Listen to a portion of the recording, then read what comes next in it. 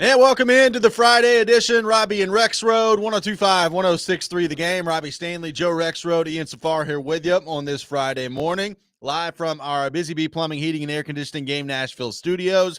Home of the $99 yearly Beehive membership where the buzz is always about great service. Joe Rexrode, good morning. How we doing? What's going on? Doing all right. We got through the slowest sports day of the year, right? The absolutely nothing happening day of the year, and we're back to baseball and WNBA All-Star weekend. But it's something. Got sports going on right now? Well, that's true. We have the Open. I know. And you told me it was sunny. I mean, I guess it was earlier. I do see. Yeah. There was a brief glimpse some of blue. sunshine. I can see a little blue in there. Yeah. There's Rory. a dude out there in shorts. I was like, wow, this is a big day over there in Northern Ireland. Yeah, that dude sun's out. That cameraman right there is in shorts. Yeah, they're fired up over there. Getting crazy out there in Northern Ireland. Ian Safar, how we doing? What's going on? Oh, doing great. Beautiful scenery out here at the Open today. A little breezy still. Yep. But did see some sun poking out. So no rain yet. No rain yet. That's the big thing. I'm sure it'll come at some point over there. It looks a little cloudy I here did and there. enjoy like It's a little threatening. Right Jason there. Day got up on the podium yesterday and was just like, yeah, I've never seen anything like this over here in the weather that's over here. It's just the most unpredictable crap on the planet. And all the reporters over there were just looking at him like, what do you mean? It's like, well, it rains all the time, guys. It's 55 and raining over here all the time. That's what he means. Some of you should take a vacation to another climate. See how that might suit you at that point. We got a lot to get to on the program today. Teron Davenport will be with us at 8 o'clock, and we will get into all things Tennessee Titans with him as training camp opens next week. And we have just about made it, Joe. Next week is training camp, and then it's football season, and we go from there. Yeah. And It's then about training camp. 3 days into training camp, you're like, all righty, Yep. let's get to some games. And then there you go. But it's something. It's another step. So we're getting through the college media days, getting toward the training camps. I guess we're less than 2 weeks from that preseason opener, right? Right? Yes. Ian? Yeah. Big Technically big less than Lions 2 weeks, Chargers. Big Lions Chargers Hall of Fame game. 31st. Yeah. Thursday. That is early, right? Seems early. Yeah. Have they had a July? Did they have like the Hall of Fame game in July before? They probably have. I mean, this is as early as it could get, probably, given the Monday Labor Day. Yeah. September 1st. Yeah. That does make sense then. Yeah. That adds up. There you go. It does. So, yeah. And then we can all turn on the Hall of Fame game, look at the roster and say, And immediately turn it off. they've got like a bunch of third stringers out here, watch the opening play, and then say, all right, boys, good job. See you guys later. Well, I mean, if Hendon Hooker's going to play a lot of the game, I'll probably watch it, see how he does. Joe's a sicko. He's watching the Well, whole Hall of Fame game. I mean, GB with him Joe. in particular, I'm still a little, I think people are sleeping on. Maybe I'm wrong. Maybe the Lions, the whole Teddy Bridgewater thing. Some people are like, well, gosh, why would they bring in Teddy Bridgewater? Maybe because he gives kids impermissible benefits. I don't know. Maybe so. Is Hendon Hooker the backup there, or did they sign somebody to be So the actual he backup? is, but they brought in Bridgewater late last season. That's what I'm talking about. They brought Gotcha. in Bridgewater late last season, and then everybody's like, "Oh my God!" So Hendon Hooker's a. I'm like, well, I mean, maybe it means that. Maybe it means Hendon Hooker just isn't working out. I've heard other things that apparently they really like him, But Bridgewater obviously has experience, so they brought him in as insurance, as a veteran guy who's actually played in games, and I don't know what it means. But I mean, I actually, if Hendon Hooker's, when he's playing in that game, I'll watch. I'll watch Hendon Hooker. You will not. I love Hendon Hooker. I don't know that I'm going to be watching the Hall of Fame game because of Hendon Hooker. Hey, man, I mean, I'll be happy to watch his highlights after, though. When we wander through the desert, and you come across a tiny little That's pond. true. growing up in Ohio, my dad's company had tickets to the Hall of Fame game. So we used to go Oh, nice. a few times. It was like front row on the in the end zone. There we go. So I Sweet. remember going to that a couple times when I was a kid, but I probably won't watch on TV. No. Yeah. That's fine. I mean, I think the that's- greatest moment in the history of the Hall of Fame game was, were the Titans in there in like 09? 09, they played in the Hall of Fame game and did the fake punt, ran behind the back. And I don't remember the old year, but AFL they were jerseys. in there. Oh, yeah. Yeah. I do not remember that, but sounds I do. exciting. That's my lone memory in the history of the Hall of Fame game is some punter pulled off a fake punt. He put the ball behind his back and then took off running and scored a touchdown for the Titans. And he was not their actual punter. So interesting. Yeah. Interesting that you would do AJ that Trapasso. that you would do Yes. that in a yes. okay, AJ Trapasso, Ohio Stater. Interesting that you would do that in a preseason game. It sounds like kind of a cool play, and it obviously worked. It worked. It was like I'm looking at it now. It was like a 40 some odd yard touchdown. Jeff Fisher, he came to win the Hall of Fame game. I'm here to tell you. So, man, you may be 8-8, but you're 1-0 in the Hall of Fame game. That's right. 2009, yeah. Yeah. 40 see? yards. Hey. Is that Jeff Fisher's last year? I think the next year was 10 was his last year. Then Munchak in 11. I think so. Yeah. Well, he went out with a bang. Well, you can't Hall of fire Fame. Jeff Fisher the same year that there's the fake punt touchdown Hall of Fame game. That's a good I point. mean, Yeah, that's a good point. What kind of operation? Bud Adams like, whoa. Oh, I'm guys, gonna back off leave now. it alone. Yeah. We're gonna have a big year this year. Titans did make a move yesterday. Jordan Mims coming in at the running back position. It's been I guess the battle for third running back this year, Joe. Going to be very interesting to see how this all goes down here. Yeah, There's a bunch of names there. Yeah, I don't know that Jordan Mims, moves past anyone, moves the needle at all. It's interesting though. They dropped a receiver whose name to me, it's like, gosh, don't they need as many bodies as possible at receiver? But yeah, I mean, he hasn't done a ton. I mean, he was practice squatted, in 20, right? Practice squad in 23. I guess he was technically with the Saints the last 2 years, I guess. Correct. Yeah. He had but his practice squad part of last year, he did play in 23. He had 20 carries last year for 70 yards. So there you go. 3.5 yards per attempt. Okay. Last year for Jordan Mims. So that makes the depth chart. I have to familiarize myself with.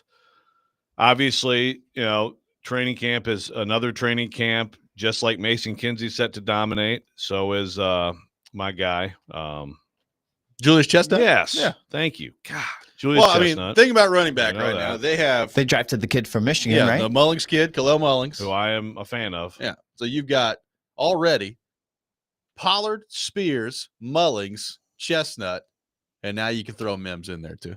There's just 5 guys right there at running back. There you go. And let me tell you, all 5 of those guys are not making the team. No, they're not. It's like this guy who has played special teams. Someone like him. I mean, it's all about. That's what it's all about. Are you so indispensable on special teams that you can make the team? Because the 3 guys that I expect to be at running back on the active roster would be Spears, Pollard, Mullings. And that is a little bit of disrespect to Julius Chestnut, who is a pretty good freaking football player. As the preseason,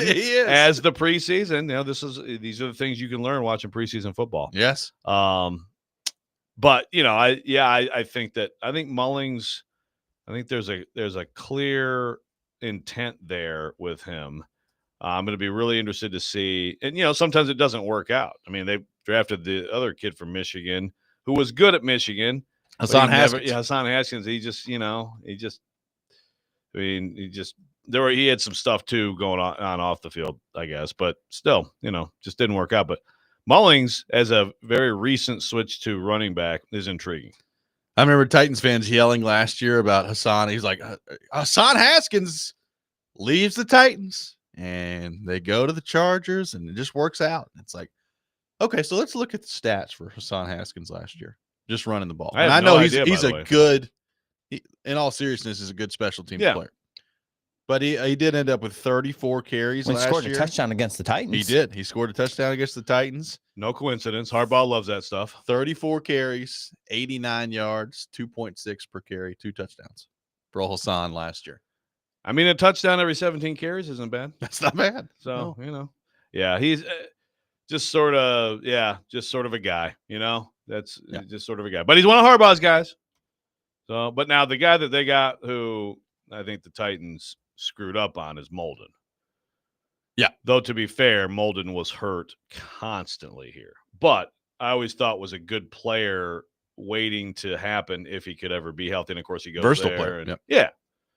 And I think the Titans, I think that was another one of, ran. The stove just blew up. Ran. There's a 4-alarm fire in the kitchen. What's going on? Every bad move, we can make some kind of bad cooking reference now. 615-737-1025 is our phone number. We are off and running today on Robby and Rexrode, taking your thoughts on the Titans on our phone and text lines driven by WilsonCountyHyundai.com.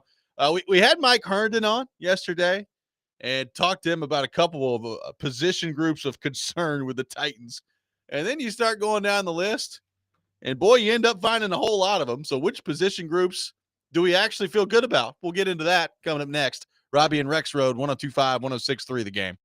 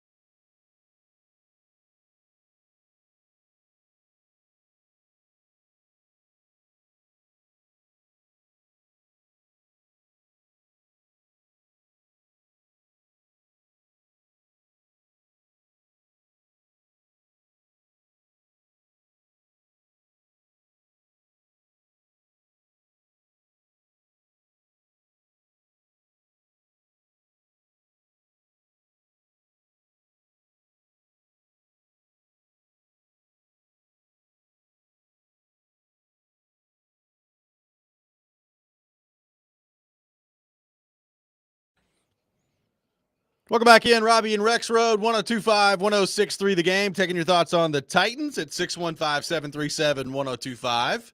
Going to get into the position groups here in just a few minutes. Do have one thought from Ed. Want to get to on the text line. Says, would it shock you if Tony Pollard were cut? Really good player, but I wouldn't be shocked to see them moving away from any player from the former regime. This from Ed on the text line. To answer your question, yes, it would stun me if they cut Tony Pollard this year.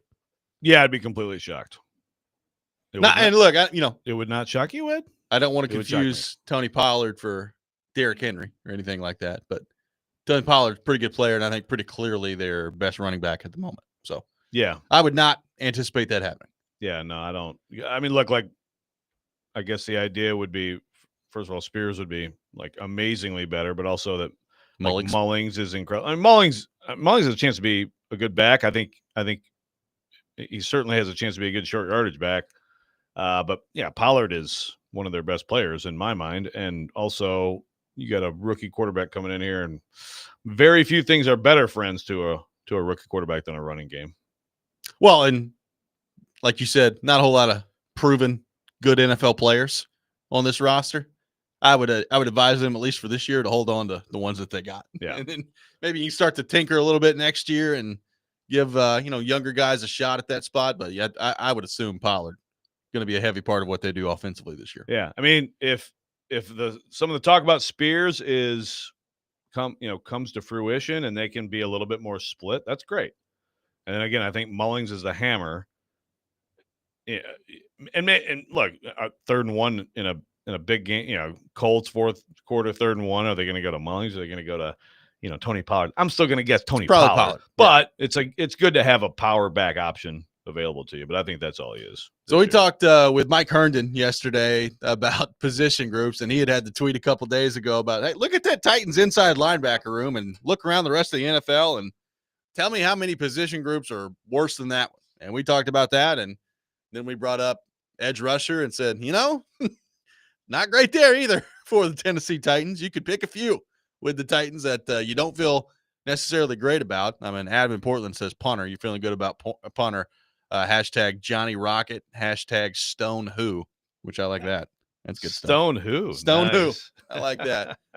But Joe, as you kind of go through it, there's not a ton of position groups that you feel great about on the Titans right now, which makes sense for a 3-14 team that just picked number 1 in the NFL draft. So as you kind of go through this and you look at the position groups on the team, what are maybe the first few that come to mind that you actually feel good about if you're a Titans fan heading into this year? I mean, I ranked them all.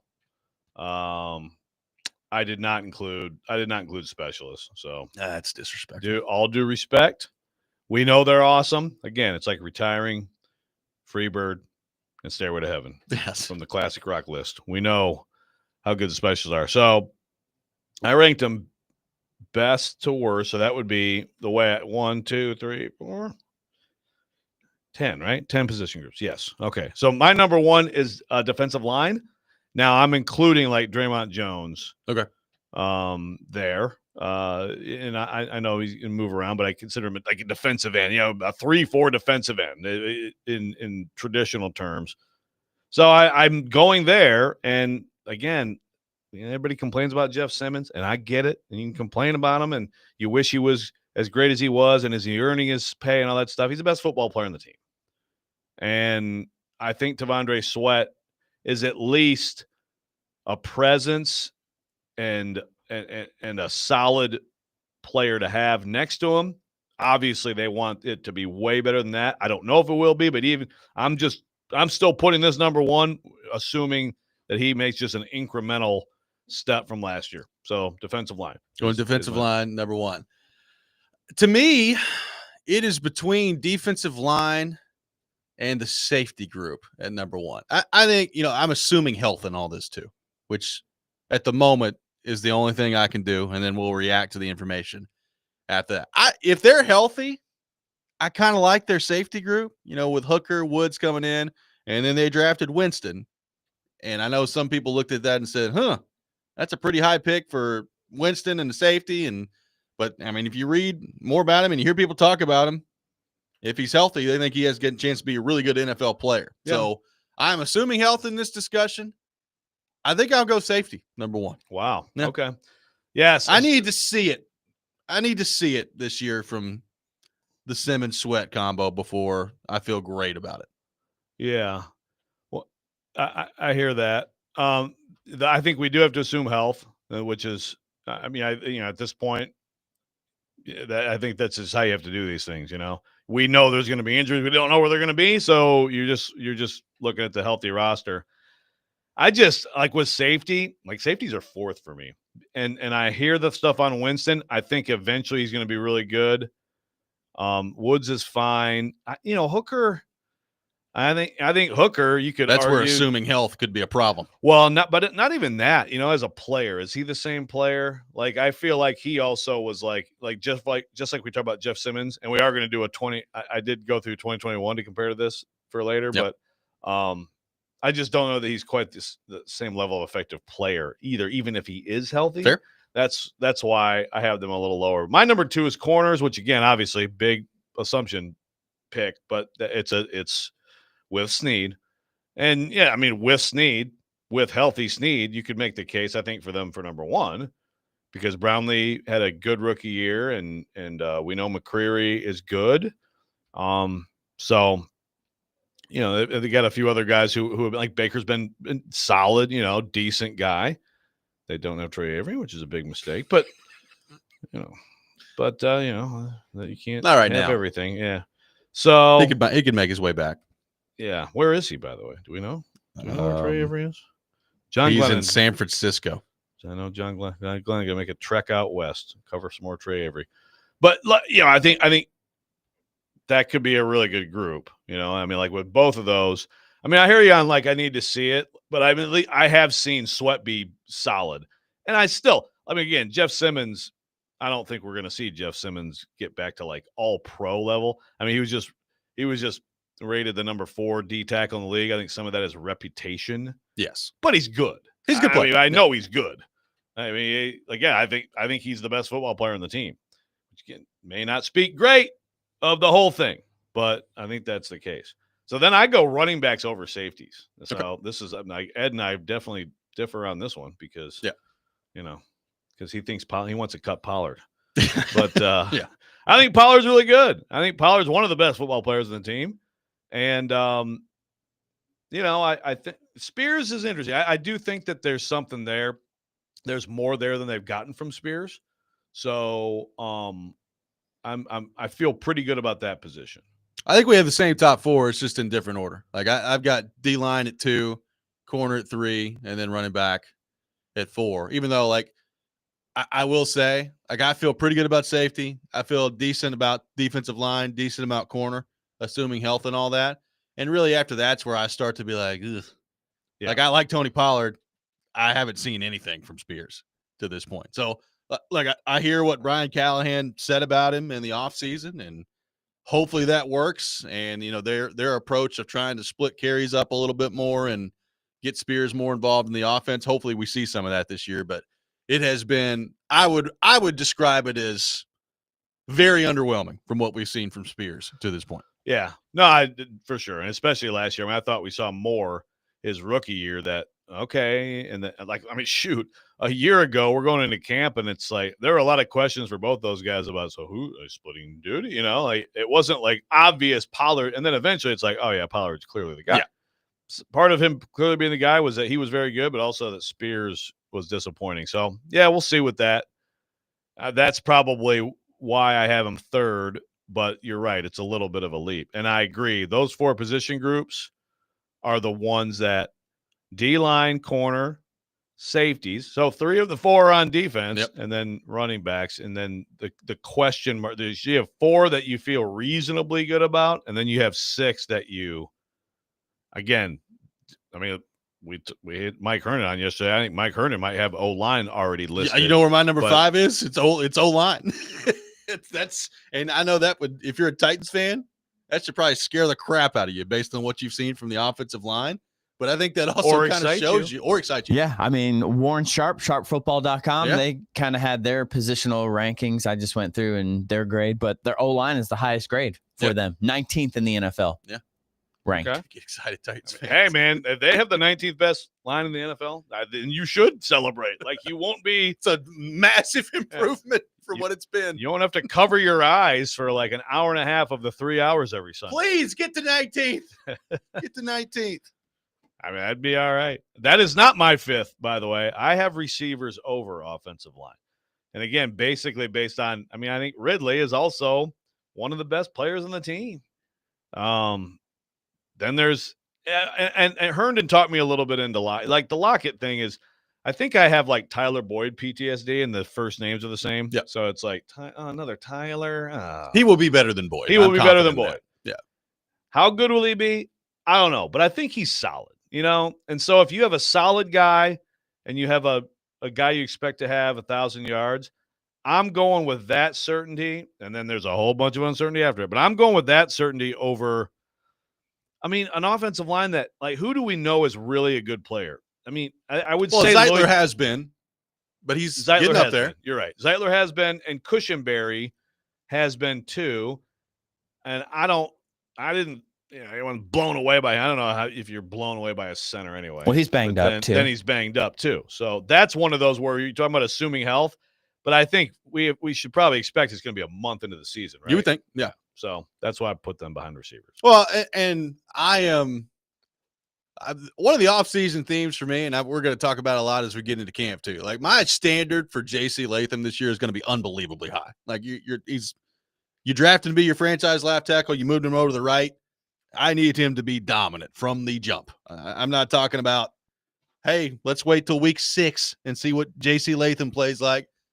The first week, I have high expectations for J.C. Latham. So part of my ranking of the offensive line is because I think, at least to some degree, he's going to live up to that. Otherwise, we're going to be having a very different conversation about all that moving forward here, because if that doesn't happen this year, to me, that is a enormous problem, and probably is going to end up being an enormous indictment on the coaching staff too. I agree, and I expect it too. Right now, I can't sit there and say that I know it's going to happen. I'm going to be honest with you. I feel okay about it. I had receiver at 6, and then beyond that, Joe, it starts to get real hard, right? Like, you start looking around and you're like, okay, well, how do you factor quarterback into this? You got a rookie quarterback that's never taken a snap in the NFL, and then some backup options that I would call extremely underwhelming. You've got an inside linebacker group that we talked about yesterday that I would agree with Herndon that everybody's probably playing one notch higher at this point than they probably should be in their career. You've got an edge rusher group that scares the absolute crap out of me. We'll get into all that coming up next in terms of the Titans, the position groups. We'll take your thoughts on all that as well. Robby and Rexrode, 102.5, 106.3, The Game.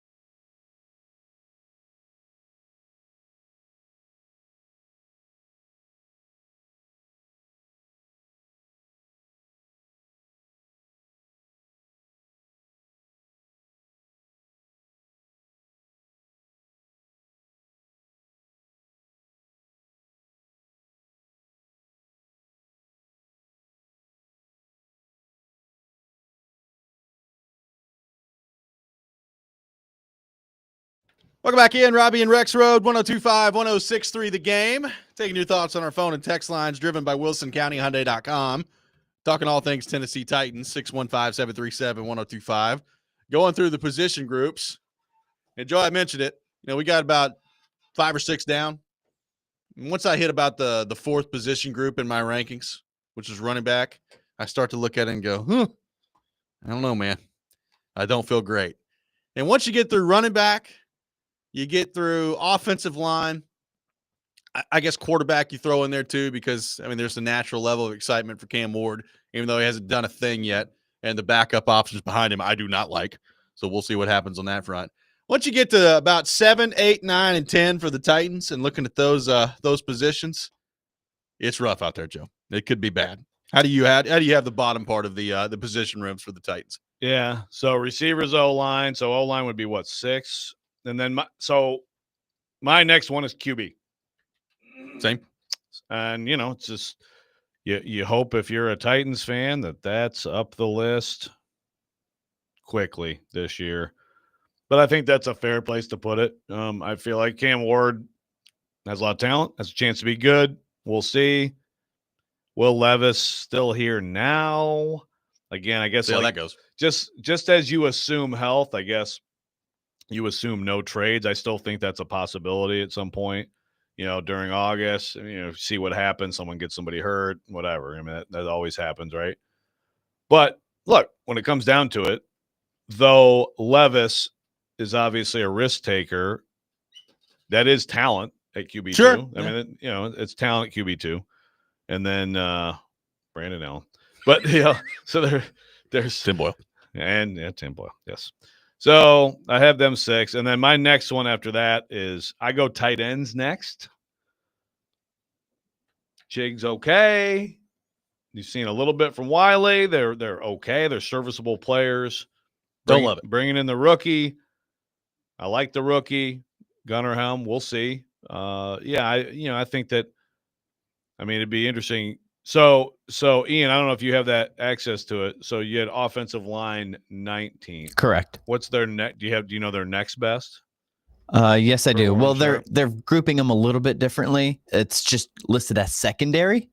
Okay, well that's so. Okay. So that would be DBs and safeties. They have them as 25th. And that's the thing. We feel good. Like those are both in our top 4. Yeah. Oh, I'm sorry. I missed one. Running backs is 23. Okay. There you go. And then secondary 25. Quarterbacks 27. Front 7 31. Oh boy. Wide receivers and tight end 32. Yep. Head coach 30. There you go. Wide receiver and tight end. Okay, they put them together like that. That's kind of weird. Okay. Hold on. So who's 31 and 32 at coach? I have to check. I'm not saying I think Brian Callahan's the worst coach in the NFL. I just 1 year of 3 wins.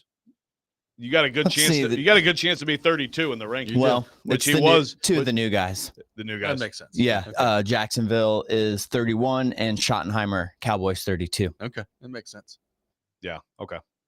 The unknown. Saints 29. And the Giants and the Jets tied for 27. So. Okay.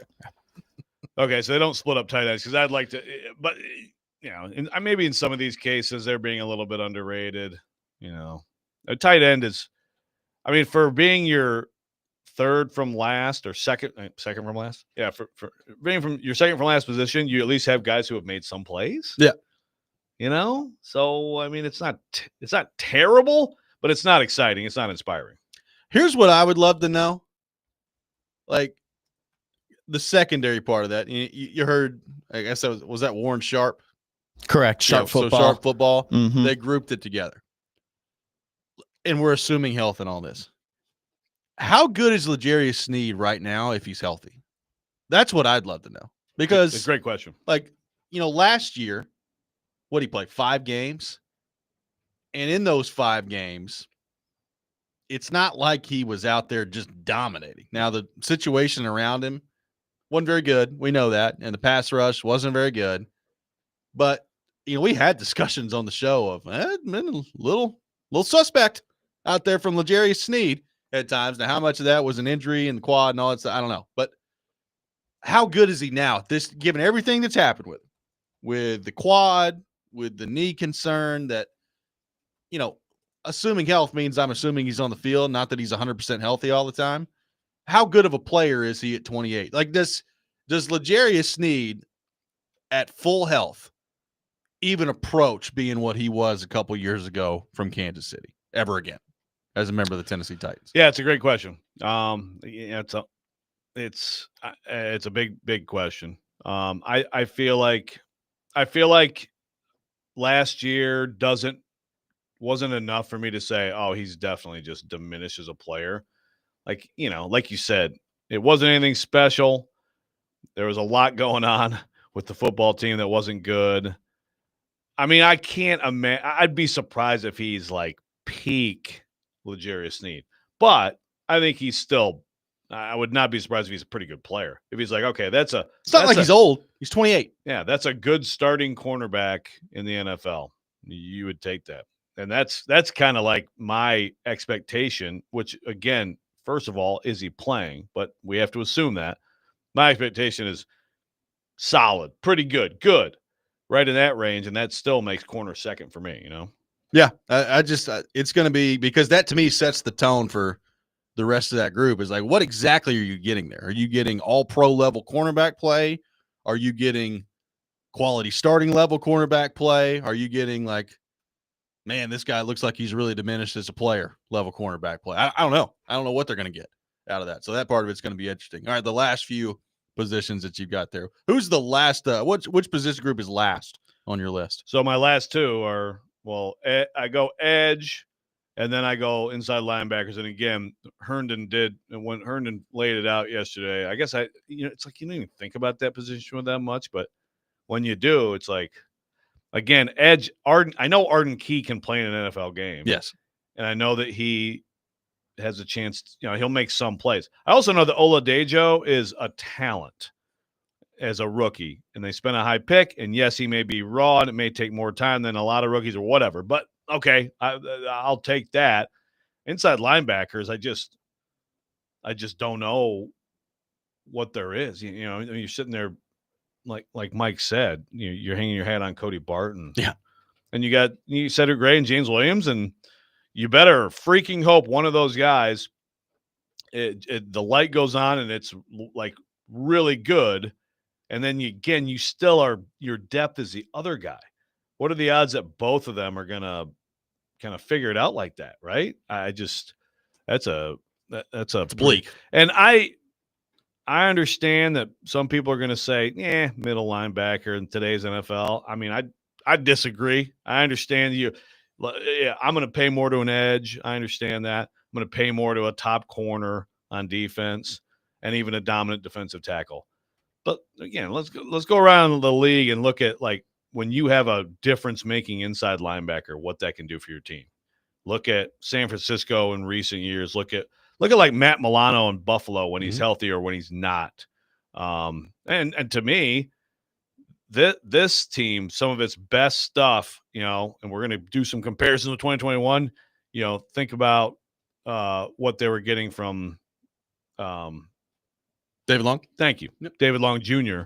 for a couple of years. I mean, he was making plays all over the place. Those guys, when they have instincts and they run around and make plays and they can help in the pass game, that's a lot of value there. 615-737-1025, our phone number. We got a lot of your Titans thoughts to get to, which we will do coming up next. We will also get into an exercise looking back not that long ago in the grand scheme of things at the Tennessee Titans and where they are now. Is literally everything worse, or is there some hope? We'll get into that. Robby and Rexrode, 102.5, 106.3 The Game.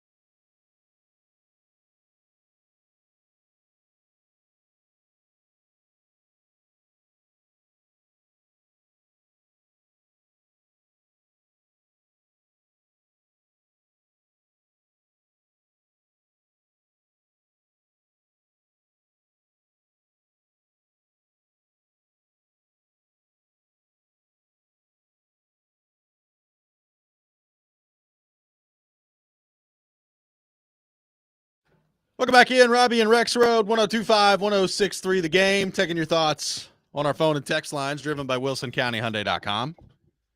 By the way, on my personal text line, my dad texted me and said, if Joe's still trying to get those last-minute discount Coldplay tickets, yesterday's news is going to build up a demand for those things. They want to go ahead and strike there, Rexrode. Woo, baby. I don't know that, we talk about things going viral. This thing is gone. This thing has gone viral. Yeah. If anybody is listening right now and doesn't know what we're talking about without explaining Coldplay. Yeah, just Coldplay picture. Just look up Coldplay and CEO. Yeah. Would probably guarantee you'd see the loving coworkers. Is this like what Mark was talking about with me going to Bonnaroo? Mark, I'm referring to my daughter. Yeah, my daughter's name is Caroline. Thank you. But that would have been a nice day with a coworker. It would have, except for this year, apparently, when it got flooded out down there. Well, yeah, that's true. Good to know. Yeah, it's really interesting. Tough day for that HR department. Yeah, especially because that was the head of that department. Yes. How do you deal with that? Like when the head of the HR department is one of the people involved in this thing, like I guess you got an assistant, right? Number two better step in. And I thought the awkward lady next to him was HR number 2. What was she? That's a pretty good. There's a pretty good chance she was. Maybe My goodness. That hand aside, it's like promotion could be coming here.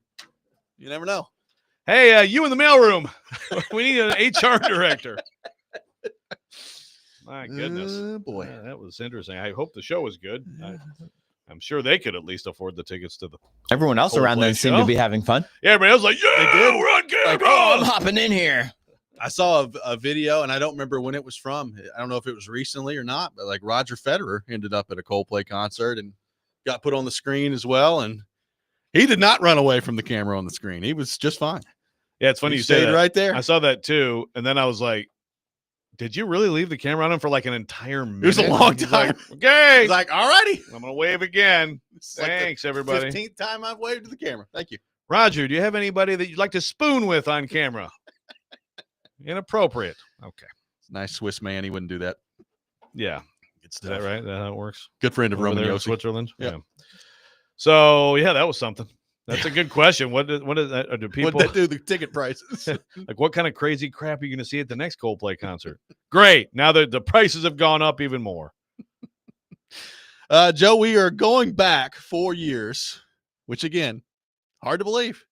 4 years ago, Titans heading into that season, number 1 seed, or ended up being the number 1 seed in the AFC, and as we know, lost to the Cincinnati Bengals in the playoffs after that, and everything seemingly has gone downhill since then. So the question is literally every part of this football team worse since then, or do Titans fans have some hope as they're trying to build this thing out moving forward here? The quick answer is no. Now I need to make sure though on the because we should consider specialists. They had Kern and Bullock on that team, and Bullock was so I guess you could make the case.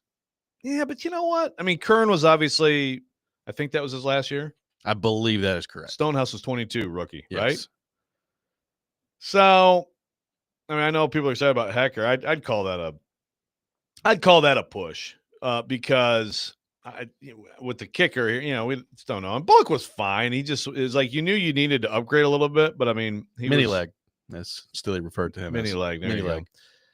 Yeah, he didn't have a lot of distance on it, but no. Okay, so I'm going to go through them real quick. Okay. D-line, obviously that team, it was Simmons, and I'm counting Autry and Tier Tart, like that was, yeah.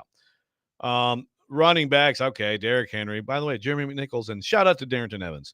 Safeties, I mean, a better version of Hooker, Kevin Byard, Crookshank, but yeah, way better to me with Byard at that point in his career, and Hooker at that point in his career. Receivers, AJ Brown, sorry. Julio, who didn't have a great year, but did some stuff. That team had Marcus Johnson, by the way. Yeah. Who, when he was healthy, made some plays. NWI kind of emerged. Big Marcus Johnson had a 100-yard game that year. He did against the Saints. Yep. Offensive line, Lawan, this is where it's just like we're talking about different sports almost. Lawan, Saffold, Ben Jones, Nate Davis, and then over there you got Tyson Briarlow, you got some Quessenberry, even depth beyond them. You have Radens and Brewer. Like it's insane how different it is. And that was Lawan. You know, he blew his knee midway through 2020. He played in 21. He early on in 21, he came back early. Remember, he got crushed in the Taylor Lawan back on the field. But I mean, that's a heck of an offensive line. Quarterback, I mean, you know, Tannehill. It wasn't his best season. His best 2 seasons were 19 and 20, but you know, way different. Edge, I mean, you know, Landry, and Bud Dupree. People forget that was the window, especially second half of that season where he really took off. Rashad Weaver is a third guy. Laurel Murchison, inside linebackers, David Long Jr., Rashawn Evans, Jayon Brown. Yeah. So 2 areas that I absolutely think. Again, the way we're doing this, which is L'Jarius Sneed is playing and he's at least pretty good. Sure. I mean, their corner group then was Janoris Jenkins, Christian Fulton, you know, Chris Jackson. They had Eric Mole. I mean, I think that corners gets the edge in 2025. Okay. And then I'm going to ask you about this one, tight ends. Do you remember the tight ends on that team? Was it Ferkser? Ferkser and Jeff Swaim. Yeah. I think the tight ends are better on this team. It's pretty close. You could definitely make the argument, yes. Swaim was not good. No, Swaim was not good. I mean, I know Chig's like Chig and Wiley aren't good either. They're better than Swaim, though. Yes. Yeah, and then you have hope with the rookie. Yeah, I think so. I think 2 positions. 2025 Titans, congratulations! Give them a banner. The Preds would raise a banner for you. Oh my God, I'm sorry. I said man. Jared from Spring Hill doesn't want to hear any of that. It says he wants to go ahead and stop you. Everything is worse. Keeps getting worse since the AJ trade. Even when they were 7-3 with no AJ, I didn't believe they could sustain any success. Everything is worse. This is from Jared from Spring Hill. I'm not surprised you said that. A lot of people would say that, but I stand by it. Corner and tight end are better on this team. I think you can make that argument for sure. And maybe the specialists, and maybe like the special teams overall, when you consider bringing in a proven good coach and you know, some good specialists. So see, we're trying to create a little hope here for Titans fans. There we go. I like it. It's an interesting thought. I'm not necessarily trying to create a lot of hope. It would be great if, to your point, very quickly into this thing, that quarterback, which I believe we had 7th on the list, moves up to like number 1. That would be great. If Cam Ward is so good early on, then it's like, yep, that's the position we feel the best about right now. That would be awesome. Well, yes. And then I bet you some of those other positions probably would elevate. Yeah, probably would elevate.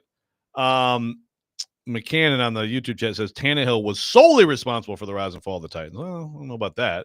I mean, the funny thing is they did have Derrick Henry. Yeah, during the rise, there were some people like, yeah, Tannehill, you got Derrick Henry. Now that was also a little bit simplistic, right? He was great. I mean, Tannehill was really freaking good for a couple years in particular.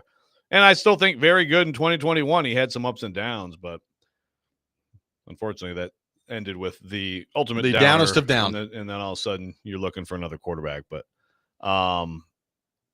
he wasn't, I don't think it was solely him on either of those. And I do think that you can look at, you know, not that we need to revisit the hours and hours we've spent picking apart that Bengals loss, but I don't think Todd Downing helped him too much that day. No, I don't think he did. 615-737-1025, our phone number, 615-737-1025. Got a lot of your Titans thoughts to get to. We will do that coming up next. Later next hour, we will get into a massive deal that was signed yesterday in the National Football League.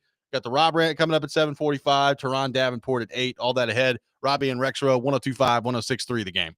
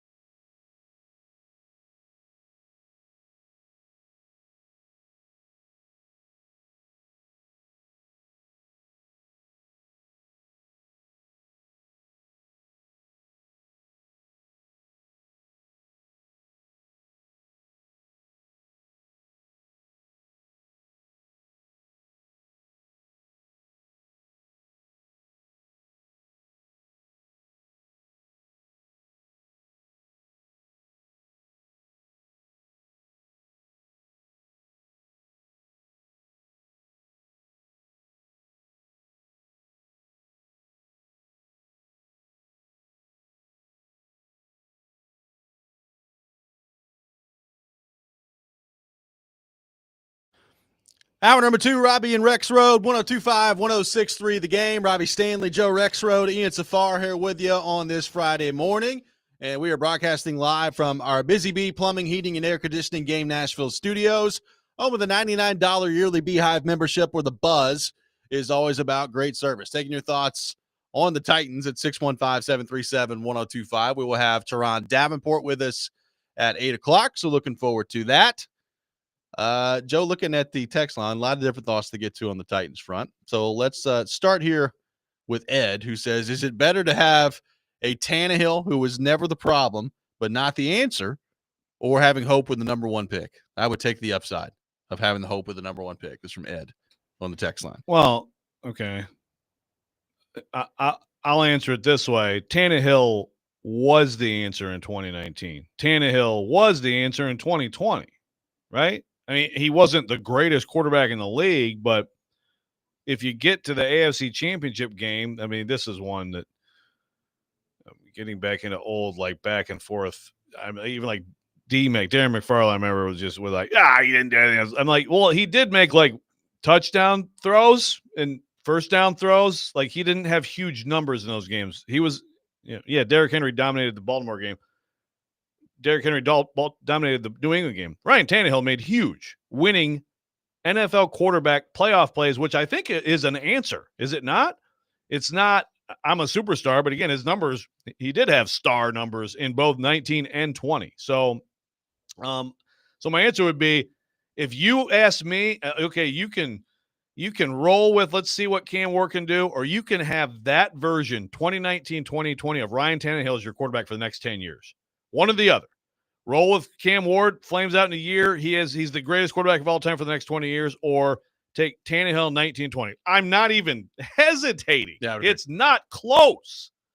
But I get it. People, I understand what Tannehill did in the playoff game. It has completely soured his reputation. It was seriously like Men in Black, where you just do and you just forget everything. Yeah. I get it. But no, it's an easy answer for me. Let's head to our 102.5 The Game phone line, driven by WilsonCountyHyundai.com. And welcome in Steve in Franklin. Steve, good morning. Thank you for calling in. Good morning, guys. Hey, I don't watch NFL Network a whole lot, but the other day I was watching it, and there's some guys on there that are very, very high on Cam Ward, and they really feel like that his talent is going to propel the Titans to maybe be the Washington Commanders of last season. And I think that's a bit of a reach, and I just wanted to kind of see if you guys feel like that's even remotely possible. Can you name names? I'd like to search this. I don't watch it enough and really know their names. I was in a restaurant, it happened to be on, and they were talking about the Titans and him. There are some people. Thank you, Steve. Appreciate it. There are some people, as we talked about, Louis Riddick. Riddick loves Cam Ward. It wouldn't have been him on this, right? Because he's on ESPN, not NFL Network. But okay, so there's more people who feel like Louis Riddick. Hey, the one part of it, loving Cam Ward, loving his talent, thinking it's all going to come together. Sure, I mean, we'll see. Yeah. I mean, it's not like some crazy take. The Commanders part of it, I have a hard time with that. It's hard to get there. But this is the time of year when you would get there, right? We're about to go into camp. If you're ever going to get there, here it is. The next few weeks is when you can get there. Look, your mind. The one thing I will say on that is if you're trying to identify a division in the AFC where a run like that could be possible in terms of just going to win your division and getting to the playoffs, I mean, this would probably be it, right? Like you've got a Colts team that who knows what their quarterback play is going to look like. You got a Texans team that I think is clearly the favorite, but even them last year, it felt like they took a step back, even though they ended up winning a playoff game, just like they did the year before. But they've revamped their offensive line, so we'll see. And then there's Jacksonville, and who knows what that's going to look like. I mean, some people think they're going to be good. Some people think they're going to be an absolute disaster with, those two children running the organization. So we'll see what happens on that front. But I guess my point is like the one thing I would leave room for like a big run would be if Cam Ward is really, really good and you look at the rest of the division and the division is just bad, which is possible that the division could be bad. Well, let's remember that the Commanders did this still in the same division with the Eagles, correct, winning it and winning the Super Bowl. So, like the Texans could be incredible and the Titans could still be the surprise team. The other two, yeah. If you tell me the Titans are going to be better than the Colts and Jags, I can buy that. But being better than Colts and the Jags Well, could still mean a lot of different things for you. There's a wide range. I guess my point is, like, Washington got to the NFC title game last year, and the expectations for them heading into this year are sky high. And I just don't know that I see a path to like the AFC Championship game for the Titans this year. And it's beyond just the obvious holes in their roster, but it's also just who you have to go through in this conference. Yeah. I mean, it's Baltimore, Kansas City, and Buffalo, and Cincinnati, and all these quarterbacks that you got to go through in this conference. I just think it's way harder than it is in the NFC. No question. Now, you could still be the Commanders of this year just by going like 10-7 and getting in the playoffs and being because that would be shocking. So who's the most shocking good team? The team that's shockingly better than it was supposed to be, and you don't have to make that kind of run, but you can still be them of this year. So as long as you can define it a little bit loosely like that, I still don't think it's on the table, but at least something like that, because you're right. I mean, the Commanders, incredible story. Jay Nails, huge fan. I mean, they play, Goff is good. Goff is good. The Lions have made him look better with what they've done on that side of the ball and all the things he has around him. It's incredible. And also, like, that defense at that point you're just not going to I don't think you're going to have a playoff game in the AFC. It just doesn't seem realistic because of those quarterbacks where you're going to have, like, one side of the ball. So, like, I can actually score every time I have the ball on this defense. Yeah. So a little bit of a perfect storm type thing. Jeff on the text line says, my opinion, until this team's ownership decides to hand the reins over to a proven winner to run the organization at the top without overbearing ownership interference, there will be little change to the topics of discussion related to the Titans on Sports Talk Radio for the foreseeable future. Okay, but I hear you, but I guess my question would be, are we sure that Amy hasn't just – she did hand the reins over. Well, look, Brinker and Borgonzi come from proven winners. So did Rand. But I'm just saying, the proven winner thing, what GMs in this league, I mean, sometimes it happens. Like a Coughlin goes back to Jacksonville, but – and I know that that's a big Stilly thing and I understand that it is a little weird how GMs get discarded. We've talked about that. But how do you know that she's meddling? Maybe she's not. Well, she has been for sure. Now we'll see if that continues to be the case. Look, we talked yesterday about the patience part of it. Clearly, that's what Brinker's been preaching. I think if you had to put together a top 5 list of questions this year for the Titans heading into the season, how good's Cam Ward going to be? One of them. Offensive line, edge rusher. It's all on there. In that top 5 to me does Amy Adams Strunk actually listen? And is she actually going to be patient? Like, that is overarchingly with this franchise, one of the biggest questions I have heading into this year is what is her viewpoint going to be on this team? And can she actually buy into the patience that it seems like Brinker is preaching out there? Yeah. Going through it. Can she buy into that?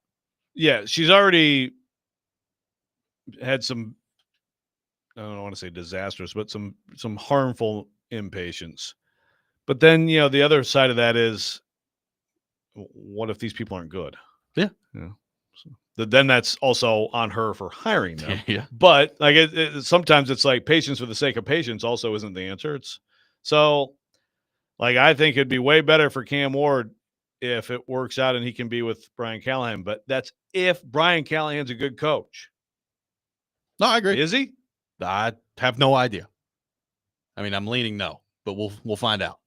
So if you're leaning no and this year confirms it, I mean, Amy will get completely trash if she fires him. But you know what?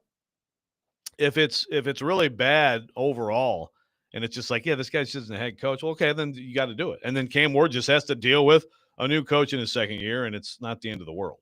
Ron says, I think tight ends, wide receivers, quarterbacks could all be clustered together because if the quarterback is good, then they should be pretty good too.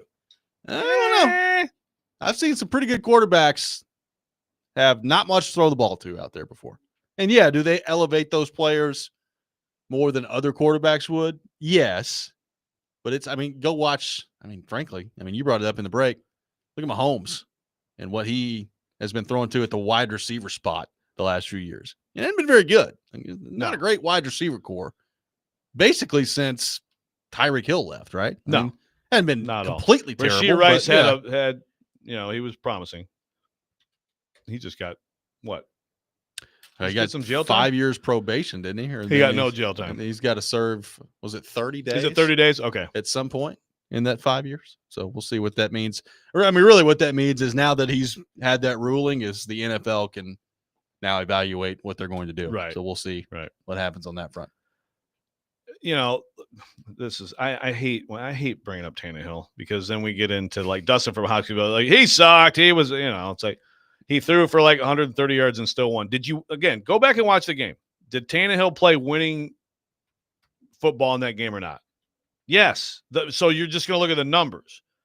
I mean, I think he actually had pretty good like yardage numbers in the Bengals game. So does that matter? No, it doesn't matter because he didn't play winning football. Whatever. It's fine. Just he sucked. He sucked. He was awful. Is he gonna? Let's just leave it at that. Do we think he's ever gonna like officially retire? That's a good question. A year ago, there was a lot, and I think for sure he was like, "I'm going to be this year's Flacco," and then there was just no opportunity to be this year's Flacco. Yeah. Is he trying to be this year's Flacco? Maybe. It is interesting that he hasn't retired. Is any team willing to do that at this point? I do want to give a quick shout out to Rexrode. Feinbaum has just tweeted out the article that you wrote on him. So, oh, really? Yeah, 10 minutes ago. So nice. There you go. Thanks, Paul. Friend of the show, Paul Feinbaum, throwing it out there publicly that he does. No, he says thanks to @Joe Rexrode. Rexrode's existence. Did you know Joe writes for The Athletic? That's very nice. Rexrode's face gets all red. He's smiling over here now. He's like, Feinbaum. He's such a sweetheart, just a teddy bear. 615-737-1025, our phone number. A massive deal signed yesterday in the National Football League. We'll get into that, what it means for the picture in the AFC this year. Robby and Rexrode, 1025-1063, the game.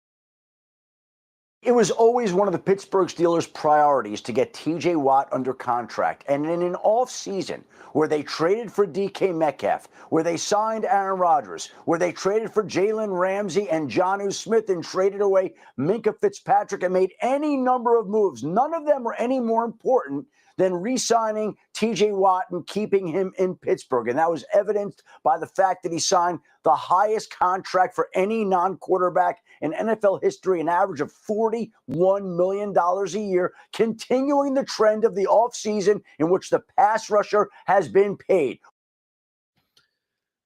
That was Shefty on ESPN yesterday discussing the contract for TJ Watt.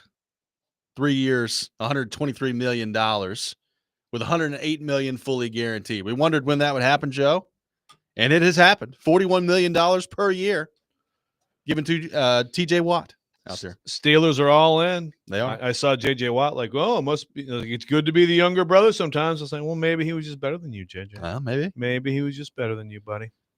But JJ played the Titans every game. He'd been the greatest defensive player of all time. The greatest athlete of all time. Yeah. Yeah.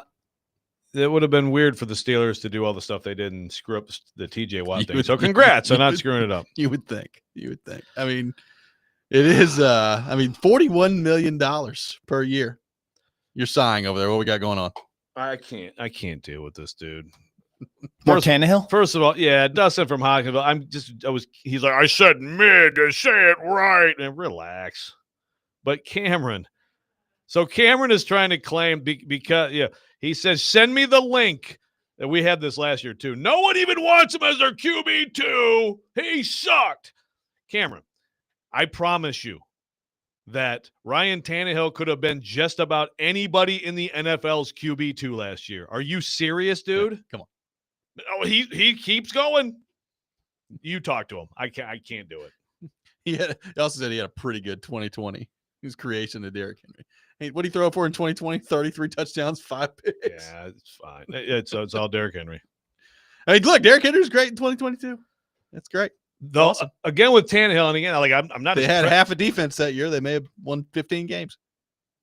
Yeah, how about that? They got number one seed. Look, I'm not his press agent, but we talked about this when he was doing well here too. It's like, guys, if you actually go back, no one cared about Miami because they were like an 8-8, 7-9 team every year, right? They weren't good. He had like 3 4,000-yard seasons. I mean, he had a Pro Bowl absolutely 2016 season. Then he blew his knee, and he didn't have Derrick Henry. So yeah, hey man, it's fine. He sucked. You say Mariota sucked. They say Tannehill. Everybody sucked. GB Joe, Vandy Joe, Tana Joe. Like, what are we? Tana Joe. Yeah. Well, what was the Tannehill Boohoo crew, right? Yes. Some part of the Tannehill Boohoo crew. And then Jared and Caroline were the Tannehill Tattle. Yes. We forget all these things. Nice blast from the past there. Ed says the argument about Tannehill is not if he sucked, it's was he ever going to win the Super Bowl? Well, Ed, that's a reasonable argument, and that's totally fair. I agree. But again, I'm talking to a guy who thinks he couldn't have gotten a backup job last year. Okay? So, there's different conversations going on. Some, like this one, you're right. I don't think he probably would have won a Super Bowl. So, at some point, you move on, right? And then there's people who think he was so bad he couldn't have been a backup. That's just a stupid conversation that somehow we keep having. I mean, didn't he get on with Diana Rossini last year and say that he had people reach out to him about being a backup, but he really wanted to be a starter, and that basically he would join a team that if he had the opportunity to play, like that's basically what it was. Yes. So yeah, exactly. It's ridiculous. So I'm not okay. Stop texting Cameron. You're making me mad.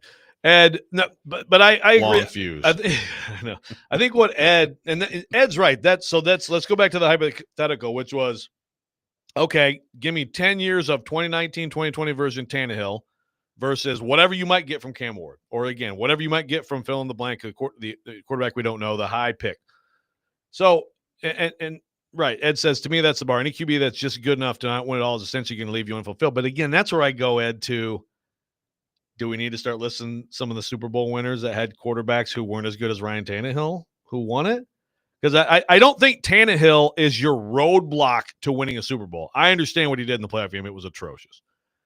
But I don't think a quarterback of that level is a guaranteed roadblock if you have the team. Jared Goff. Remember you and Stilly screaming about this? Oh, yeah. Jared Goff could have won a Super Bowl the last couple of years. And he's not better than Ryan Tannehill. I promise you. But he looks like it because he has a dominating offensive line, 2 unbelievable backs, one incredible receiver, an amazing tight end, and maybe the best OC in the league. So you can win a Super Bowl with a Ryan Tannehill at that level for sure. You can win a Super Bowl, and that's what I'm saying. I believe that's a good argument. The other stuff is dumb. Yeah, and I keep coming back to a question you've thrown out there all the time, and there will be Titans fans that laugh at this question. Be like, well, of course Cam Ward's going to do this, and he's going to surpass it, and maybe he will. We'll see. But when's the next time the Titans are going to get quarterback play to the level they had it in 19 and 20? Which, again, if you really want to go look at the numbers from Tannehill in 19 and 20 and kind of just isolate those two specifically, I mean, he was getting compared to, like, Montana with some of those numbers. And Mahomes. The yards per attempt and completion percentage combo was the highest since Montana in the 1989 season, where they destroyed the Broncos in the Super Bowl. They're one of the best offenses of all time. So, again, I don't want to overstate Tannehill either, because I'm with everybody who says he was a good quarterback and he was not – like, you weren't going to have the edge at quarterback in a playoff game against Joe Burrow or Mahomes or Josh Allen or Lamar Jackson. I get all that, okay? So I'm with you on that. But I also – like, Cam Ward – if Cam Ward pretty quickly into his career – gives you anything close to 19 and 20 version of Tannehill, people will be running around in the streets out here with how excited they are about it. 100%. And again, that's part of I think that's also part of the discarded QB thing, which I understand. It's like you've mentioned Baker Mayfield's numbers, which are actually stupid. It's unbelievable. But it's like, Baker. It's like some people here were totally down on the idea of Sam Darnold, because you think about Sam Darnold, the crappy quarterback with the Jets and the Panthers, right? And so Tannehill came with that 4th round pick for this scrub who was a total bust of the Dolphins. And so that plays into how you think about that person. Some people think about that person no matter what they do. I said in the offseason, like, would you take if Cam Ward, if he was what Baker Mayfield is now, would you take it? And I'm here to tell you, if Cam Ward at any point throws for 4,500 yards and 41 touchdowns, people are going to be out here doing cartwheels. Right. They're going to be screaming about how he's Lamar Jackson and that he's Joe Burrow. But people don't want to believe that because it's Baker Mayfield. And then you go look at the numbers and you're like, oh, my God. Okay, yeah, he's been pretty good the last 2 years. Yeah, and then you can get into the weeds more with Baker, and every once in a while he'll throw a pick, and you're just like, oh, for sure. You know, he's not perfect, and I don't think he's ever going to be, a top 5 QB in the league or whatever. But I agree. If a young QB comes into a franchise and does some of the stuff that some of these retreads are doing, it'd be like, I think they're like, people would be out of their minds, right? The unknown is undefeated. Now we're getting into the Tannehill. Paid him. They could have gotten Brady. Yeah, I understand. The entire world, including Bill Belichick, the guy who was right there with him, thought Brady was toast. Tampa didn't. I mean, what do they have to lose? Sure. And they had great receivers. They actually had a great team. And that's what people forget about that. They had an incredible defense and great receivers. But Mike Vrabel, he kind of knows Tom Brady a little bit, right? And he was almost laughing at the whole idea. I mean, it's incredible. Remember when Jared got into the Brady press conference? He was like, "Hey, was Ryan Tannehill that effer you were talking about that they chose over there? Was that Ryan Tannehill?" And Brady was just like, "No." Dang it! 615-737-1025, our phone number, 615-737-1025.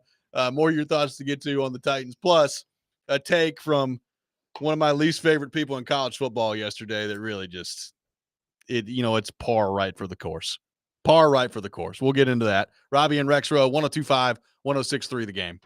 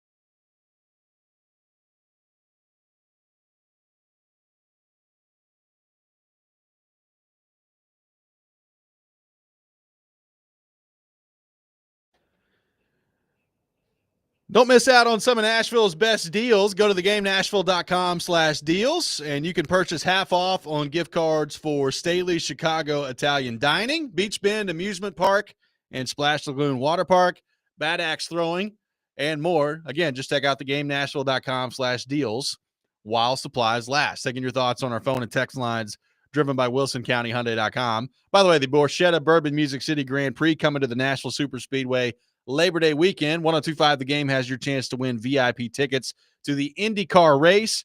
Text in the keyword race to 615-737-1025 to be entered to win a pair of VIP tickets. For more information on the event, visit musiccitygp.org. Taking your thoughts, .com. Taking your thoughts on our phone and text lines driven by WilsonCountyHyundai.com.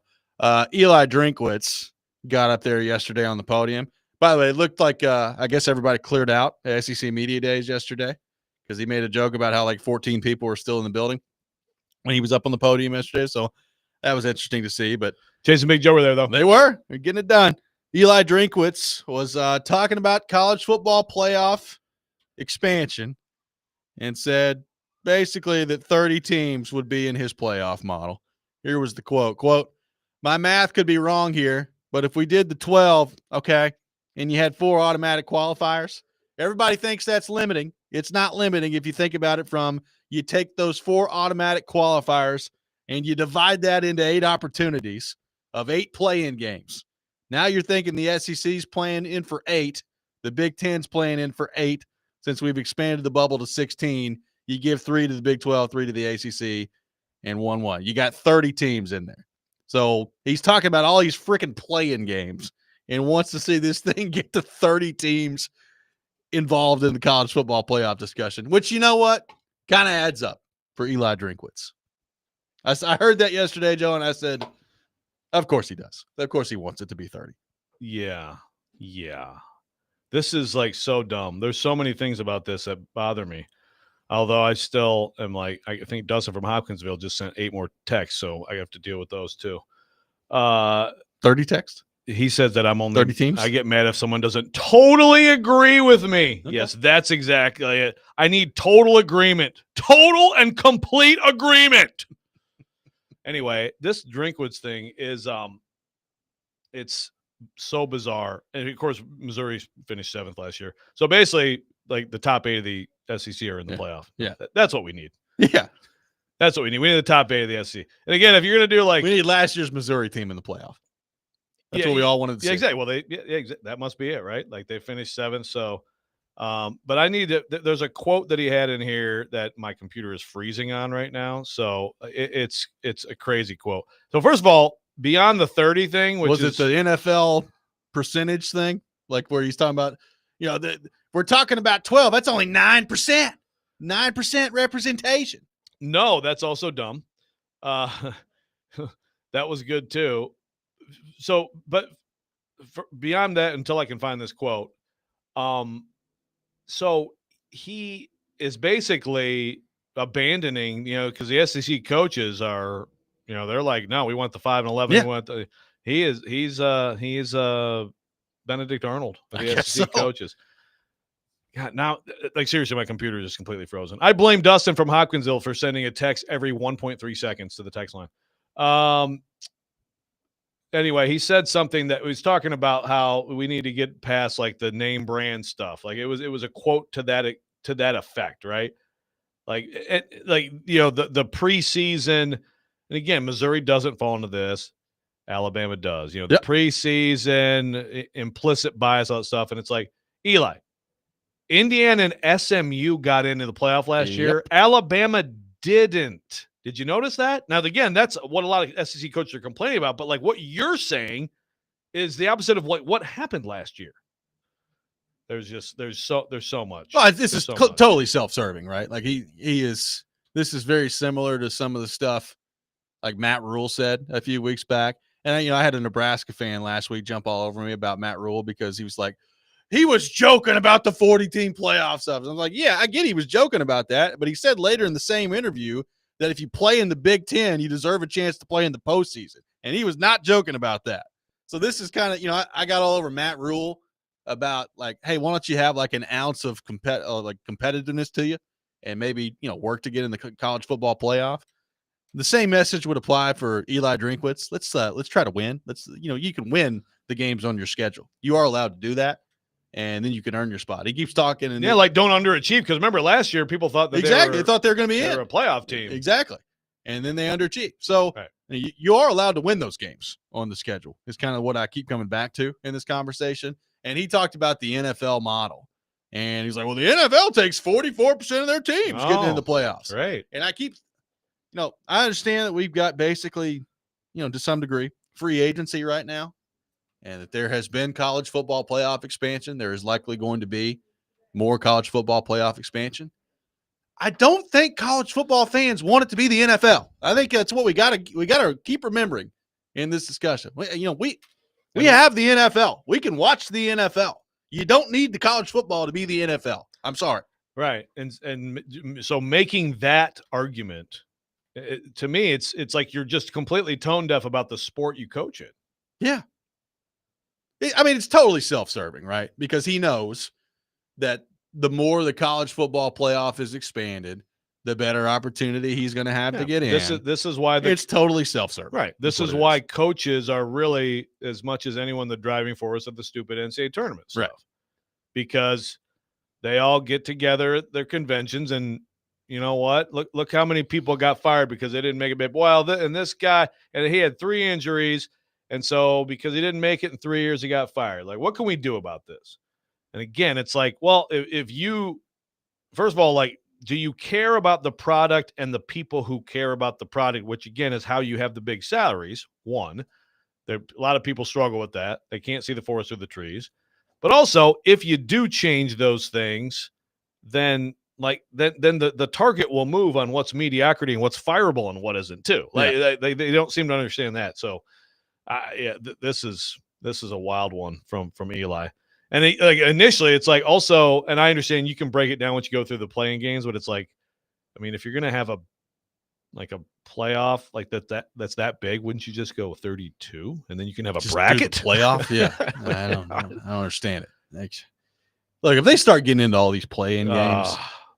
We keep talking about all these changes, and one thing I've always I've said is, and Ryan McGee said this with us a few weeks ago or last week, until it starts affecting how you view it on Saturdays, is anything that's happened really that big of a deal? Right.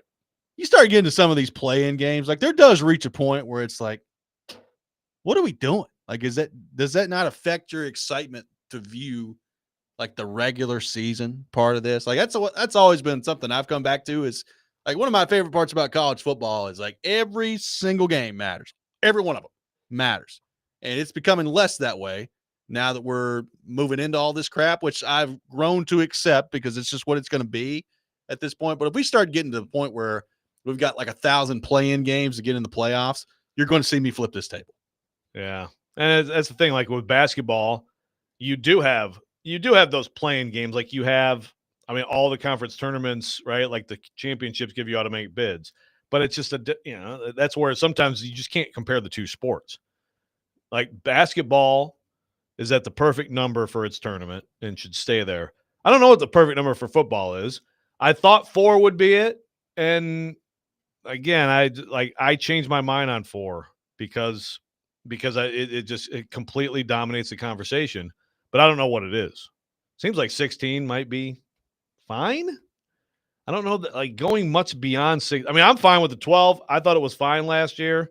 Tweak it a little bit. I think it's a pretty good tournament, and you're not going to have a team that can win it all. I just don't buy that. I don't buy that 13 in any year. You can make the case. We had injuries. We lost 3 games and we lost our quarterback. Whatever. There's certain situations, but for the most part, you're going to have all the national championship worthy teams in that tournament. Well, even that part of it bothers me. Okay, go back to the history of sports. Yeah. You can find plenty of teams that quote unquote could have won it all, but things happened. It's that's part of it, man. You got to win. Yeah. That's you hurt. Sorry. Sometimes it's just the way the cookie crumbles for you, man. And that's why the committee was right with Florida State, by the way. Yeah.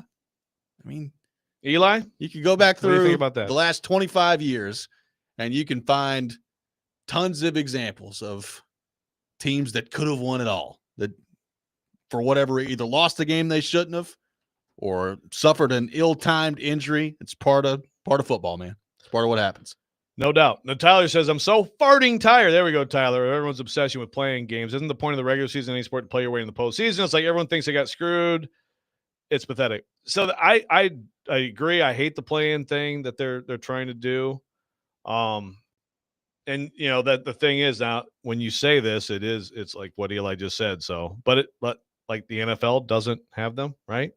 For a reason. I mean, look, the bottom line is the championship weekends are huge moneymakers for the conferences. And so if we get to the point where it's just like two teams that are easily in and they're just playing for, and I mean, Sankey on with Jason Bid-Jones, like, we're proud SEC champion. Yeah. And hey, I mean, I want like conference championships to matter. They should matter. But let's face it, the entire sport is about the playoff. And so that's the problem, right? Is that if they're just going to have these same championships, that's why to me they should just get rid of those and let's just go to the playoff. But I agree. It does not seem like that's even remotely a consideration. So instead, they're going to be like, no, let's have these, playing game. The Big Ten, like they want them at the campus sites to get in the playoff, and I just think it's to me way too gimmicky and goofy.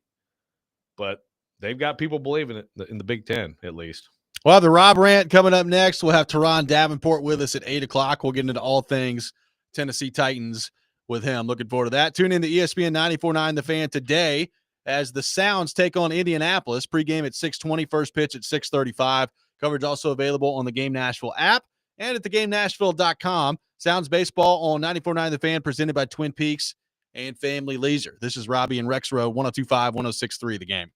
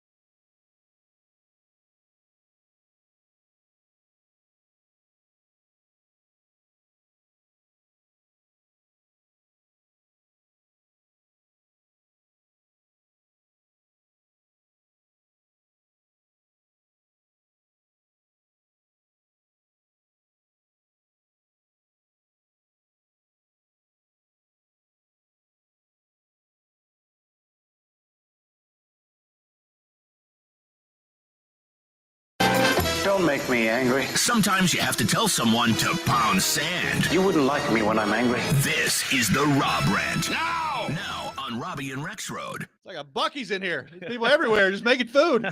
As we drove in, there was a big throng of people that throng. I'd like them all to be killed now. I think he's a great player. But he wasn't that MFer in the shop. Duvall. Did you say MFer out here? You mother farter. Can you imagine those two, Feinbaum and Koharski, passing a bong back and forth? I smoke weed constantly. I can never escape my nipple past. You should have got Feinbaum's thoughts on it. Yeah, right. It is that time of the day. The Rob Rant here on Robby and Rexrode. So Rob Rant, I expect to hear Robbie saying dumb stuff, but apparently he doesn't. You have to go back to me. What was the kill people? I don't remember. You don't know what I that had was? forgotten about the Les Miles thong clip, which was just beautiful. That was Les There's a Miles. nice thong of people. Throng. Was that Les Miles at LSU or Les think- Miles at Kansas? I think it was Oklahoma LSU. State? I think it was LSU. I think it was SEC LSU. Media Days Probably. LSU. Was it? Yeah. Oh my God. Fantastic. Yeah. He had some good ones. There's a nice thong of people out here. Damn proud of my damn tough football team. I'm going to try to impersonate Bo Schembechler for the rest of my life. I mean, the best part of it was just the pause and then throng. Yeah, we got you, buddy. Appreciate it. All right. So Jeffrey Simmons was apparently on Good Morning Football yesterday. And look, good for Jeffrey Simmons for getting on Good Morning Football. And a lot of it, the discussion ended up being about Cam Ward, right? So, they brought up the situation in minicamp where Cam Ward and him started jawing back and forth at each other. And Jeffrey Simmons kind of took them through that. And, he was talking about how, they were talking smack. He was trying to get into Cam Ward's head and it didn't faze him. And he was just really impressed by Ward and his ability to handle that. And he was getting the play call at the same time. So we've talked about that story. But kind of as he was leading into that, this doesn't really, really bother me all that much. But I would just like Titans players, I think for the time being, given the level of football that we've seen over the last 2 years, to maybe just avoid saying this until you prove something on the field. They were talking about Cam Ward not getting the respect or the attention for a number 1 overall pick, right? And we've talked about that and the draft and the broadcast. Simmons started his comment off and he said, quote, "First off, I think that our team, the Tennessee Titans, never get the respect and attention that we need."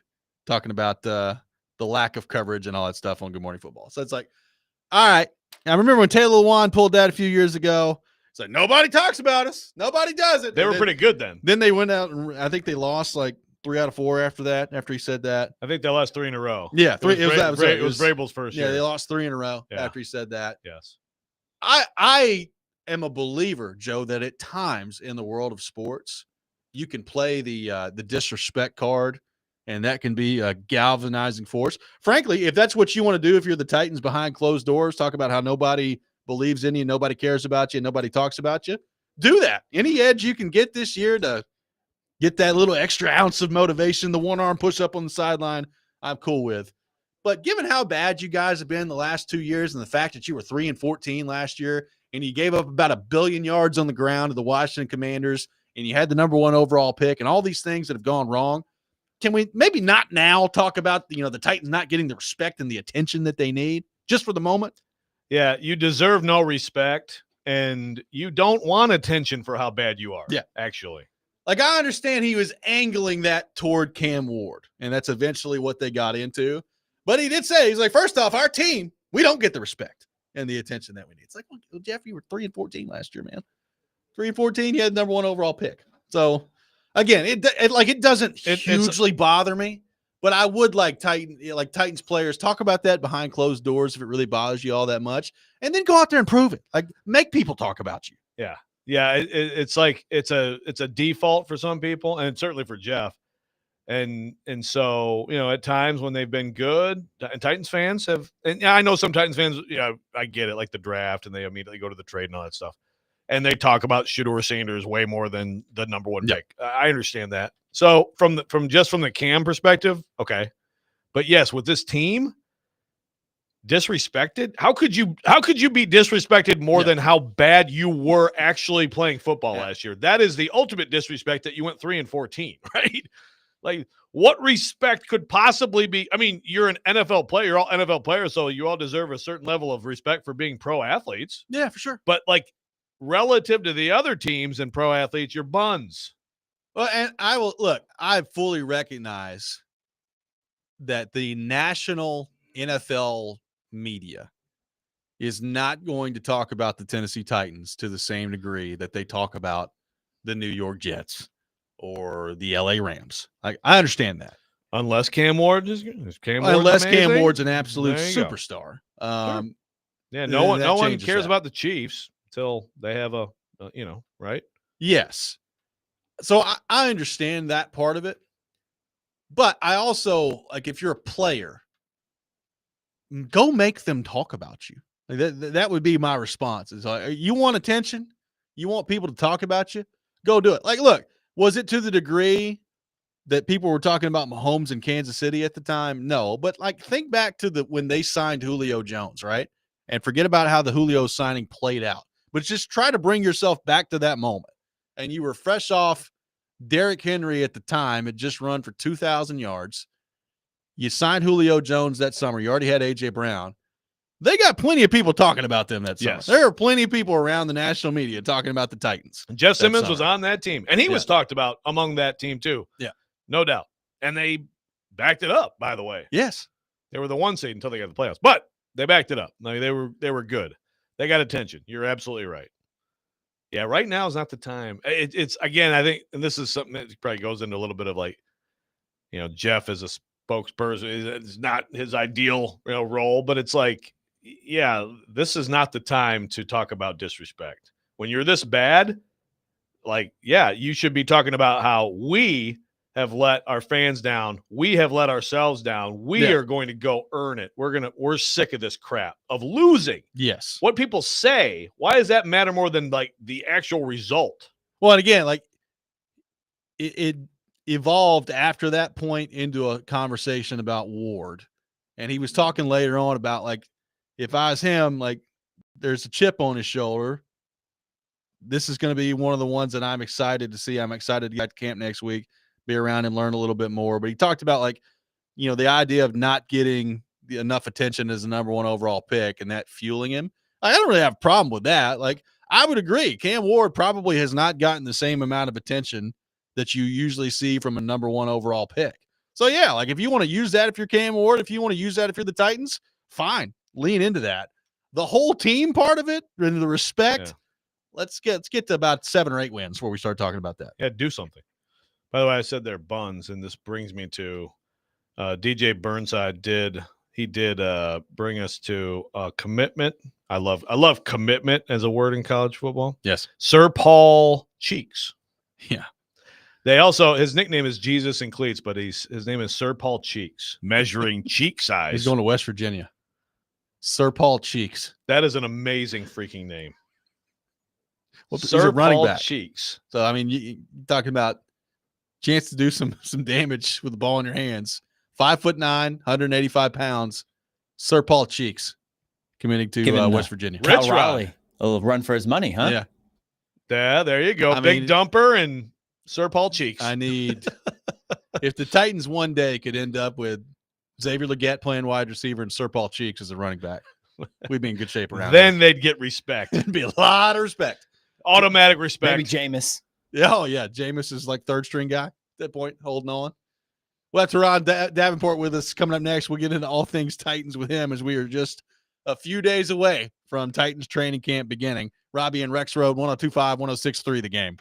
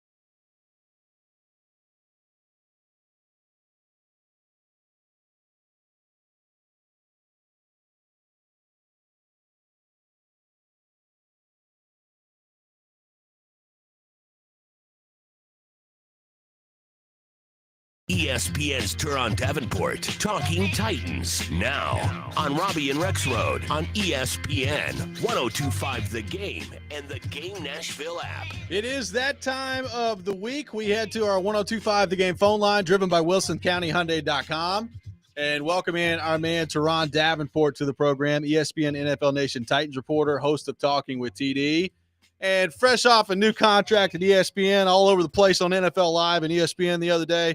Man, he was looking good on TV. TD, good morning. How we doing? Hey, good morning. I appreciate that. Yeah, no problem, man. Appreciate you taking time to be with us. Glad things are going well. Congrats on the new contract. Well deserved. We are a few days away from training camp here with the Tennessee Titans. We were just going over the offensive side of things a little bit earlier in the show, and you're looking at tight end right now with Chig, Wiley, and Gunnar Helm coming in. And one of the, we've heard all the time, if you get a good tight end, that's a young quarterback's best friend. How do you expect the production to kind of line up for the tight ends this year? What do you think that's going to look like, assuming the health of all three, which we know is a heck of an assumption heading into that this year? Well, if you look at the tight ends, typically in Callahan's offense, in Zach Taylor's offense in Cincinnati, they were usually 500 to 650 yards, 40 or so catches. So that's right along the lines of where Chig was last year. So I would say probably something like that. But I think there's going to be a good relationship with Chig and Cameron Ward, because if you look, they've trained together or worked together during the offseason. He had Chig down in Miami along with Xavier Restrepo and Ayu Manor and Chimere DK. So that'll be good. It's just about with Chig, getting the ball to him on time so he can get the free yards. But then you look at Gunnar Helm, he runs those seam routes really well. So it'll be interesting seeing how much 12 personnel they do. All right, TD, I'm going to put you on the spot. Hot takes as we go into camp. The hottest take of who will make the team and who won't make the team.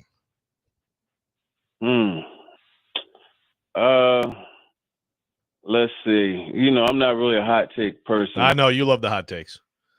You got to sit in with Stilly. You get some hot take rubbing off on you. Fireball Hot Take Friday, right? That's right. That's right. I say Restrepo makes the roster. That's a hot take. Okay, I'm with you on that one. We share that hot take. That's hot for me. But let's see. Doesn't make the roster.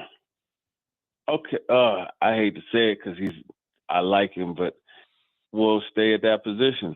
Hot take, Van Jefferson doesn't make the roster. Okay. I'm not saying he doesn't. I'm just saying if I had to pick a hot take for doesn't make it, that would be it. And those two would go hand in hand, I think, right? That might be it, right? Because that could be the yeah. Okay, I like it. Could be the way it goes there. We'll see how it shakes on that side. On defense, TD, I'm looking at safety, and you've got Woods coming in this year. Obviously, we know Amani Hooker, and then they've drafted Winston. Especially if Winston is healthy. How good do you think that group can be?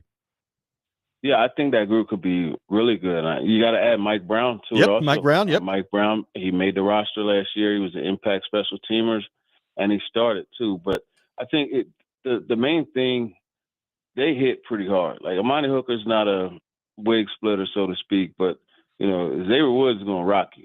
And Kevin Winston, he's a hard hitter too. I think he's a really solid box player that'll help them. So having those three and Mike Brown, who could, you saw what he did. What game was that? It was the week before the Vikings game where he had the hit and then he pulled back on it was the Vikings game. Remember? Oh, yeah. In the fourth quarter, he had that hit. So, he's a guy that can hit too. So, TD, when it comes to reps here at quarterback, I mean, I guess I just feel like if you're going to have a rookie start the opener, which I think we all assume is going to happen, I guess I would think that you'd want every single possible one's rep to go to that rookie. Do you think that's what they start out with, or do they do some sort of quote unquote, air quotes, competition type thing with the reps early in camp? Yeah, I think it's going to be a somewhat of a competition. You'll see Levis get some of the starter reps initially, but I would imagine by the time they get to Atlanta, it's going to be pretty much decided So that way Ward could go in and his first taste of live action will be more successful, well, more likely to be successful because he's getting the first team reps and, that rhythm and the gel. And we saw last year that Callahan is someone that's going to play the starters. So it won't be a matter of, okay, you know what, he goes out and he starts against the Falcons with the first team, but the first team offense is going to have, Bryce Oliver and Mason Kinsey in there. No, they're going to have the starters in there. So that'll be good to see. TD, when you look at T'Vondre Sweat, we know, last year as a rookie came in, did a nice job.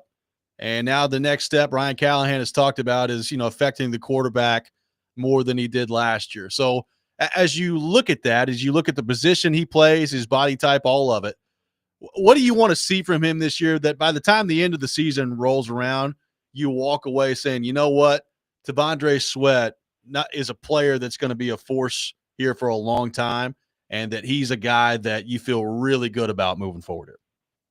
Me personally, I like to see him use the bull rush more. I remember talking to him at the Senior Bowl about that, and he said sometimes he gets away from it because it gets boring and it's too easy. Well, you know what? Just go with what works. And I think you look at a guy 346 pounds, you weigh that on any man over and over and over again, eventually it's going to give in. So to me, doing that, he has to be able to collapse the pocket from the interior. That's really important because the whole thing that they're on is the coordinated pass rush, right? So you got that, he and Jeffrey Simmons, collapse the pocket from the interior. Then you got the edge rushers, Femi Oladejo, Arden Key, and those guys, Jalen Harrell. They need to be able to, get that outside pressure and just marry it together to where they're kind of like flushing the quarterback into each other, and that's the key part. If the Titans, I know he didn't play a lot last year, TD, but, saw a few weeks of him. If the Titans get the best case scenario of just in terms of availability from L'Jarius Sneed this season, what is he right now? Do you believe that he is still a guy who can be like the level, one of the top guys in the league like it was a couple years ago? Or do you think should expectations be a little more muted than that, even if he can play? I personally think the expectations should be a little more muted, but man, when you're making that money that he's making, the expectations are going to be high. So it's just one of those things where you got to wonder, okay, did the Chiefs walk away? Like, did they know it was time to do that? Or was it just a matter of, okay, really him versus Chris Jones, and they're only going to keep and pay one of them? I don't know for sure. But my thing is, if he could still be somewhat of the outstanding cover corner that he was, that's going to help immensely. But you don't want it to be in a situation where you're overpaying for something that you could get, relatively cheaper, with a Darrell Baker Jr. or somebody like that. TD, as you look at Io Manor, what are your expectations for how quickly he's going to figure it out and be a factor for the Titans this year? Because looking at where they're at wide receiver right now, they really need him to be. I think he's the starting X. I don't think when camp start like next week, I don't think he'll be the first team one, but it's going to gradually work out that way. I can't wait to see him against A.J. Terrell and those corners there in Atlanta. But, I mean, when you look at him, just even the progression that he's made as far as doing like what Chris Sanders always says, selling a nine. Like, I've seen him become better as a route runner. And a lot of that is from obviously working with Tyke Tolbert. But, I talked to him a lot about Calvin Ridley. And, there's a different urgency Calvin Ridley plays with. And it's rubbed off on Io Manor. We talked about that the last day of minicamp. So I would have high expectations as far as like him landing the starting job. Like I said, you want a hot take? There you go, right there. Io Manor starts at X. Boom. There you go. We got a couple hot takes. All right. Well, okay. I'm going to ask you a big picture question, TD, going into camp here. What's the ceiling for the Tennessee Titans? I say 7 wins. I'd say 7 wins is the ceiling. What's the over? The over under is 5.5. 5.5. I would say 7. Yeah, I would say 7 wins is. I think they win 6 games, but I would find it hard to look at that schedule and find more than 7 wins. But that should be enough improvement for Brian Callahan and the crew to stay it's just going to come down to one of those 7 or 6 or whatever. It has to be over New England. Yeah. I don't think there's any There's another doubt. hot take. You beat New England or you're fired. I think there's It might be true. That very well could be the case. TD, great stuff, man. Appreciate you taking time to be with us. Camp next week, so we've made it. We'll talk to you next Friday, man. All right, for sure. Appreciate you guys. Let's go Mets. Hey, there we go. There we Ron go. Davenport, our guest Better than here the Yankees this on year. Robby and Rexrode. We'll react to what TD had to say. Take your thoughts in the Titans. 615-737-1025. Robby and Rexrode, 1025-1063 The Game.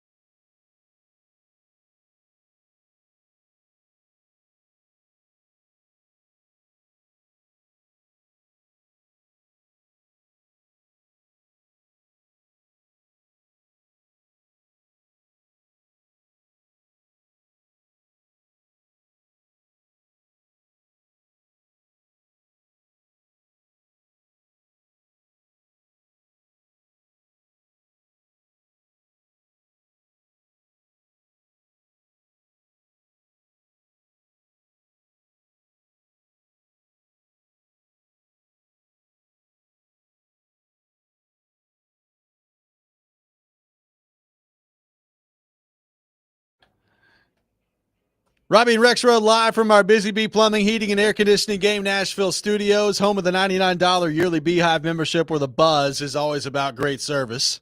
Appreciate TD for being with us in the last segment. Tighten Up 0828 on YouTube, Joe, says, a 7-win ceiling is so depressing. This team sucks. Yeah, I know. When he said that, I'm like, ooh, ceiling of 7. Oh, boy. I'm not disagreeing with him either, by the way. Not wrong. Oh boy. I think the Athletic, the newest piece in there, kind of previewed some of the win totals for the teams. They had the Titans over under 5.5. I think they took the under. Yeah, I can see that. I mean, I certainly can see. Yeah, I think everybody thinks they're going to stink. I mean, I can see it. Oh man. Yeah. I mean, we will. I'm sure at some point in the training camp / preseason process, go through and have our official predictions and expectations for this team. I will say I cannot imagine, for me personally, going much beyond like 5-12. It's going to be really hard for me to get there, I think. Yeah. I'm gonna wait.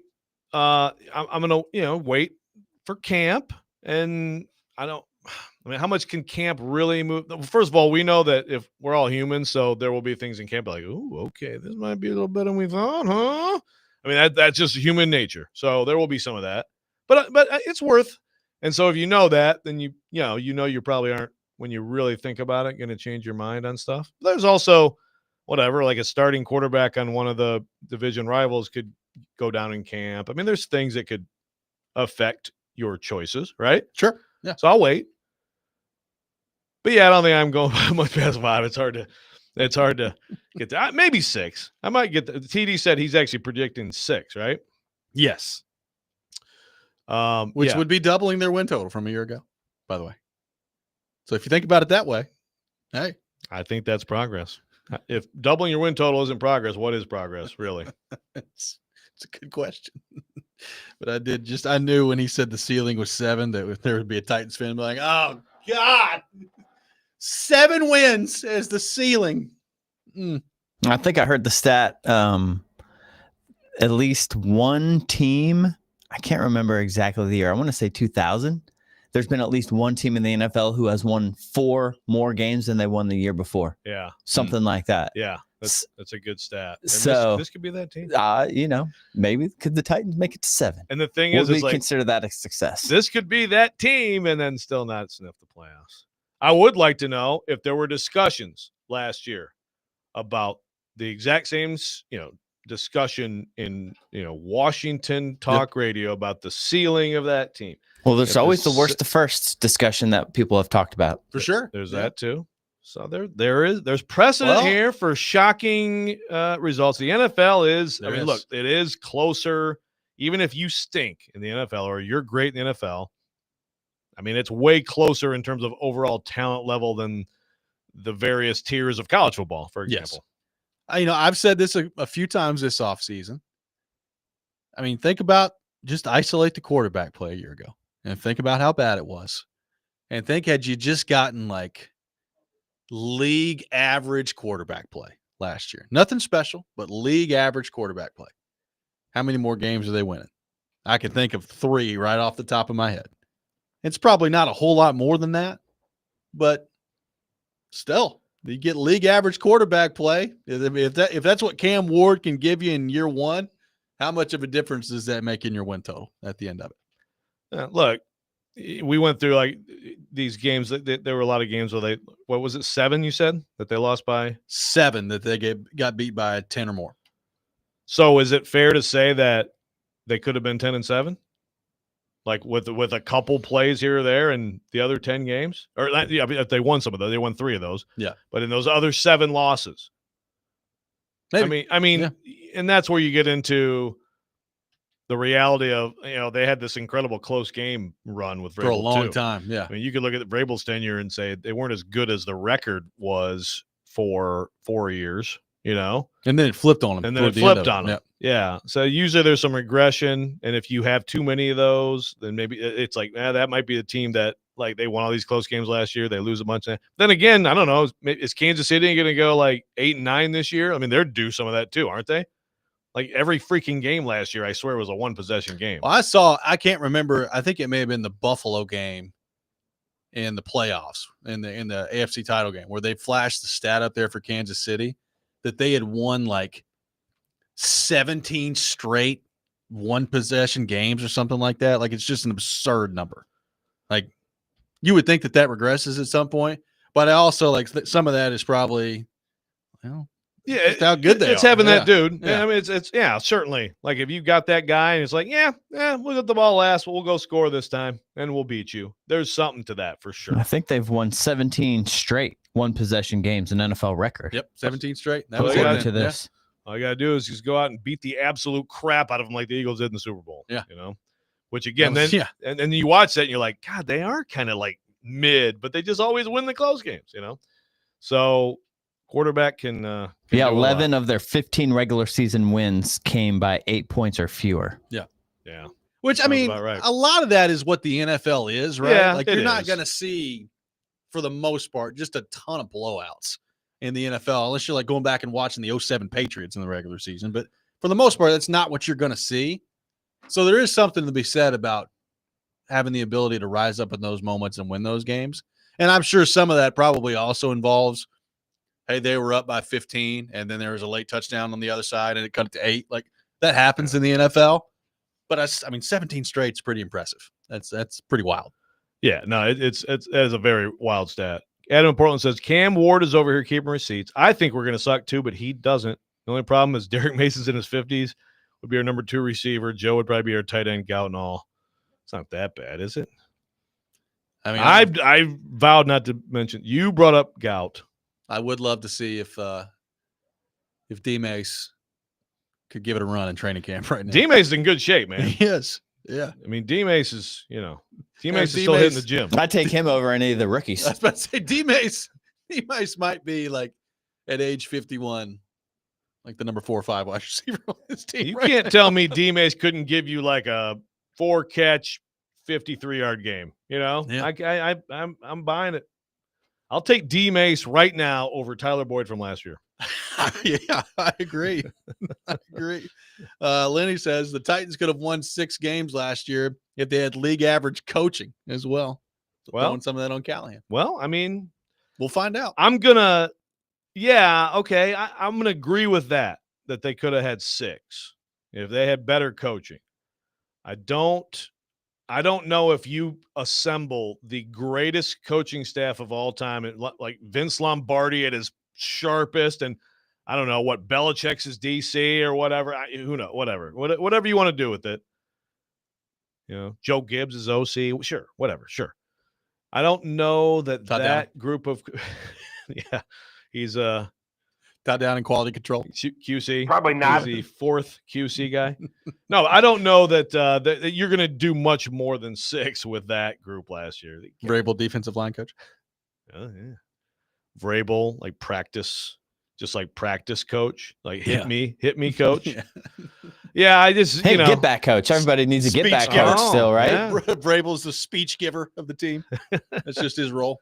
And just every F-bomb you can possibly find. Throw them all out there. Who's going to go grab the tee off the field? You got to have that coach.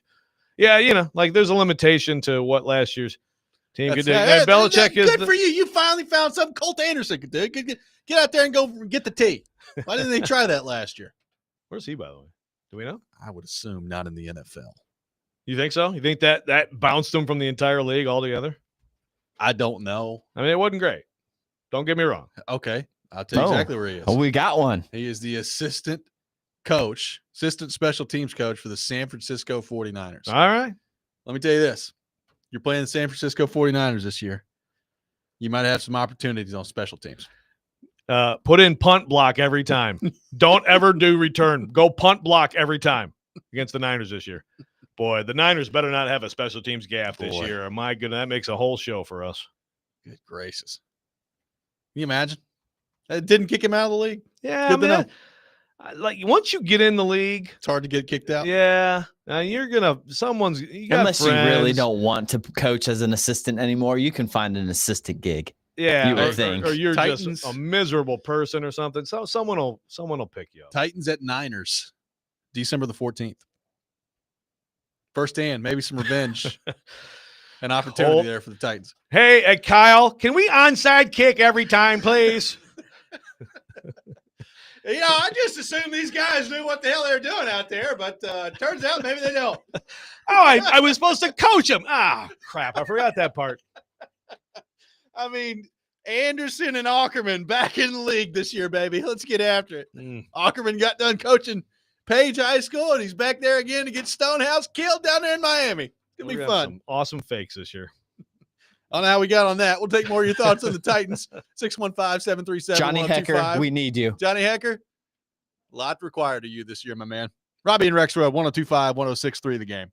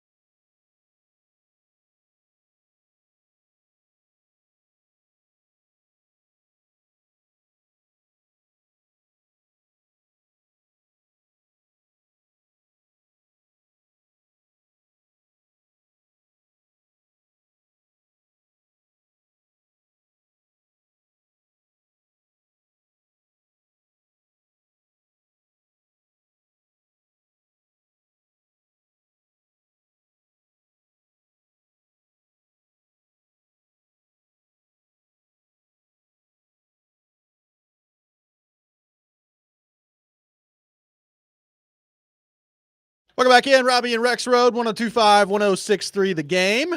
Taking your thoughts on our phone and text lines driven by WilsonCountyHyundai.com. Your thoughts on all things Titans. Adam in Portland says, I didn't realize that we could block a punt against Colt Anderson and beat Mike Vrabel. Do that, I'm okay with a 2-win season. You take down the Vrapester, You get your revenge on Colt Anderson. I was going to say, all that punter talk was like a beacon for Adam really in was. Portland. Did you just, beep, punter talk, punter talk. The other day, he's like, Johnny Hecker, he's really important this year. I know. I didn't realize Adam in Portland loved punting so much, but I respect it. It was TD, I guess, sort of was joking, but maybe not. Is it as simple as like if they lose to the Patriots, like there are pink slips coming? Pink slips coming if they lose to the Patriots? To have this conversation in all seriousness, I could sit here and tell you that is totally crazy and ludicrous. Week 7, isn't that early? It is week 7. It's early. Too early. I can sit here and tell you that all that's crazy and ludicrous. But I mean, I've also seen her father fire people after the Houston game. I've also seen it. Look, I know they're not going to spin it this way, and that's fine. And she's going to act like it was something that was a long time coming, and that's great. You will never, ever convince me that the timing of the J-Rob firing wasn't directly related to A.J. Brown kicking their butt in Philadelphia. You just won't. You'll never convince me that it's not directly correlated to that. Yeah. So I could sit here and tell you how stupid that would be and how crazy it is that if they're like, 1-5 or whatever they'd be at that point, 1-6, if they come in there and they lose to Vrabel, or maybe even better than that is if they're like 3-4 and then Vrabel comes in and just kills them and she fires them after that. That sounds just nuts to me. I'm not going to 100% discount it. I will 95% discount it. I will not 100% discount it. Yeah, I might even go because I think anybody in that position knows what people say, right, et cetera, and it would be so cliche and such a joke. I'd go 98%. However, I would say that at the end of the year, when you're looking at Brian Callahan and they just went 5-12 or whatever, that'd be one of those that I'd rather have as a dub than an L. Oh yeah. So like it could have an adverse impact if she actually came out and fired them the next time. They would have to be like, it's just incredible. Winless, right? About. And then just get blown out, or have like one game and then win one game and then get blown out. Right. Like if it's already trending that way, then I guess that's different, right? Then it's like this is the camel that broke, the straw that broke the camel's back, right? So okay, if that's the case, you're right. Then that might, But if it's just like your basic, whatever, maybe they've won a couple, there's a little bit of success with Cam Ward, it's looking all right. Then Vrabel wins, like, you're fired. I can't believe it. What if Vrabel shows up in a Bum Phillips outfit? He's coaching the Patriots, and then they beat him.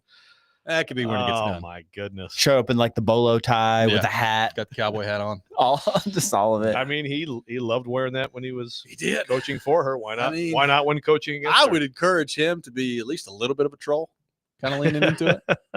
Be fun. He won't do it, but I know. I hope could be so, fun, man. I know. Yes, the whole struggle with his entire career is like, look, man, you're not Belichick. Don't try to be Belichick. You're hilarious. You're a jerk. Lean into those things. I mean, he just has an avid listener of this program, by the way. Oh, I guarantee he just heard that.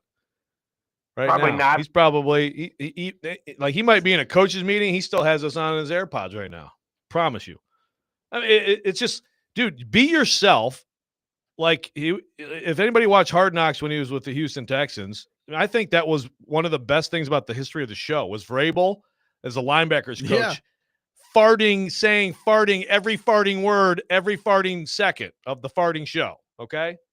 And then he's like, gets up in front of it's so disappointing. It is not too late, Mike Vrabel. You're not 50 yet. It's not too late to actually be yourself in public, and I think he'll get like commercials from it. I would agree.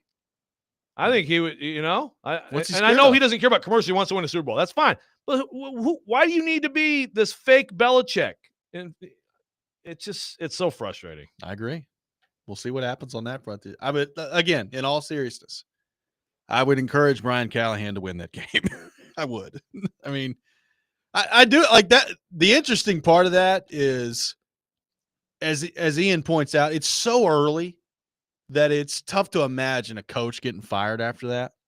But what if they are? I mean, they would have played, let's see here, 6 games by that point. What if they are 1-5 heading into that game, and then they just get absolutely punked by Drake May and the Patriots here? I mean, I've seen crazier things happen in the NFL. Yeah, no, I mean and the thing is, it'll be all the talk too. Of course, if it's just a really really bad start, it won't just be around here. This will actually be when the Titans will get national attention. Like it'll actually be like on Get Up. They'll be talking about, is Brian Callahan about to be fired? And by the way, they could be 1-5 heading into that game. Like they really could. Like it's tough for me to see them winning either one of the first two with Denver and LA. Indy, we'll see. I mean, it's home against Indy. You got a chance in that game. At Houston, you won there last year, so who knows? We'll see. At Arizona, you could win there. At Vegas, you could win there. Like none of those are the first 2 games are the toughest of that stretch. None of the rest of them are like totally unwinnable games, but they're also probably going to be picked to lose in all of them. Like right? Yes. So and they have no unlosable games. Exactly. That's for sure. So I mean, I'm not going to remove the possibility that 1-5 could be on the table by the time that game rolls around. Yeah. So hey, if you're a Titans fan today, boy, you're really getting fired up for training camp listening to this show. I know. You got TD earlier this time. I think 7 wins probably the ceiling for them. And hey, 1-5 could be on the table by the time Vrabel comes in here. Like 7 wins as a ceiling in the NFL is. I feel like everyone should be like 9. Like everybody's ceiling in this league should be like 9 at lowest. And the Titans are 7. And again, I don't disagree with him. Some of it is schedule because he's right. You look at the schedule, they have some chances later. But yeah, this is not the bringing the momentum of excitement into the preseason. But you know what? I still say once we get into camp and people start doing stuff, and Aya Manor makes a couple ridiculous plays, and Oladejo, oh my God, he looks so good off the edge. People they'll start talking themselves into it. Chris in Nashville says, when Vrabel gets introduced at Nissan Stadium, does he get applause? I say yes. That's an interesting question. I think some of that also depends on the Titans' record. If the Titans are 5-1 heading into that game, probably not. You're probably not getting that much applause. Maybe, from some people. If they're 1-5, but won't they be in a better mood though? Like they'd be happy. Yes. They're generally happy because they'd be like, we got our coach now. We got our coach and our quarterback. That guy is the enemy coming in here. Yeah. If they're 1-5 and they're terrible, Vrabel, we just didn't know how good we had it at the time. Yeah. You're right. If it looks bleak, you have more chance of a warm reception for Vrabel, and almost like. Even like more than just to like be nice to him, to like tell Amy that hey, remember this guy? Thanks for firing him. That's what I'm saying. Like if they're just awful heading into that game, it's like Titans fans who are there in the building anyway are just looking around at the owner's box, just clapping. Like, hey, Vrabel, way to go, man. Like a Vrabel chant. Like if it's like the Patriots are up like 30-10 in the fourth quarter, Vrabel. Kuharski leading the entire organization will be fired. Yeah, Kuharski's up there. Trevor says, man, this is a depressing sports town when the most exciting thing going on is soccer. Nashville SC catching an absolute stray from Trevor there on the text line. They're really good. Another big win. Yeah, another match Surridge. Saturday. Yeah, have some of that. Mokhtar. They just score every game. Mukhtar. Did I just say Mokhtar? My God, honey. I'm Sounds like the dinosaur from what's that cartoon? Little Land Before Time. That one and the Nickelodeon one. Oh yeah, I can't remember. Reptar, something like that. It's not as bad as Skiatika. By the way, in my defense, Mokhtar Njai was a University of Michigan basketball player. I can't wait for Mokhtar to play this weekend. It's gonna be fun. God, can't wait to watch him. I keep looking at the clock for the segment to end. Honey Mokhtar. Yeah, sorry, man. Anyway, Nashville SC, they're good. Congrats. We got one more segment coming up, thankfully. Got more of your Titans thoughts. Kaharski, pass the gummies. Robby and Rexrode, 1025, 1063 the game.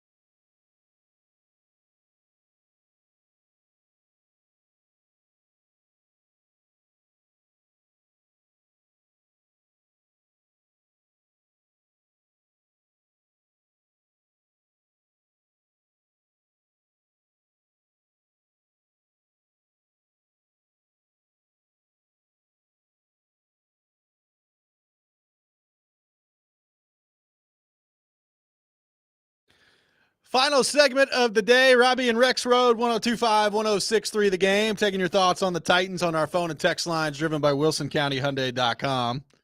Rexrode, excited to watch Hani Mokhtar and Roman Josi and Philip Foosball and Cam Wired play this year. Wired. Oh, God. Yeah, I'm sorry, Honey Muhtar. We've talked about him many times on this show. Oh, that Honey Muhtar. That Sam Porridge. He really pours it on, right? Try not to do that when I've got coffee. Sorry, you actually had to stifle that. Me. You actually had to stifle that a little bit. Just about killed me. I'm proud of myself. Weston Clarksville talking about Vrabel. Going back to your Joe, what are you doing with your hands moment? Says it's the greatest moment in Vrabel history. There's a few more in there. You can throw in there. I mean, why are you holding your hands like that? I'm trying to get a question in here. Well, then ask the question. No, I'm just saying, like, you look ridiculous. I mean, the underrated part of that was me saying, do I need to put my hand down to ask a question, Mike? But it gets kind of lost in his loud ass, you know? I thought I had a good singer for him in the moment. He texted to apologize right after that. He fears me. Do we have the Kaharski thing? Do we have the Glennon? I think that's the best moment.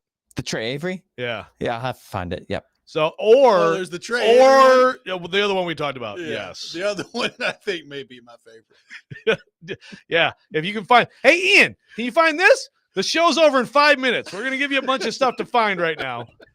But yeah, the one that for people, I'm sure you remember, and I wasn't there that day. It was Glennon continuing to ask Vrabel about the signing of Zach Cunningham. And Vrabel's like, well, you're not playing this weekend. We're going to talk about this week. Blah, blah, blah, blah. And he kept asking, and then Vrabel storms off. And I think he said, right? Real mature. I think that's what the words were, right? Real mature, Mike. Real mature. I think so. I mean, that's, again, it's hard to have a best Vrabel moment without Kaharski, right? And I think Kaharski needs to be central to the story. That may have been as Joe Pesci sounding as you've ever been right there. Am I a clown to you, Mike? Oh, man. See, Yep. Look, Here we are. I need July. Callahan. You know, Callahan, to his credit, gives some very insightful answers. I need Callahan to step up the snarkiness a little bit this year. We're missing out on some of that. Well, listen, if anybody can bring it out of him, it is our guy PK. I know. It is our guy PK. He can do Kuharski, it. we've got a mission for you this year, man. If they're going to be terrible to watch, let's get the snarkiness going up a little bit in the press conferences. Yeah, I know you like him and all, but, yeah, come on. Is that good to great? Every loss, I'm going to ask that question.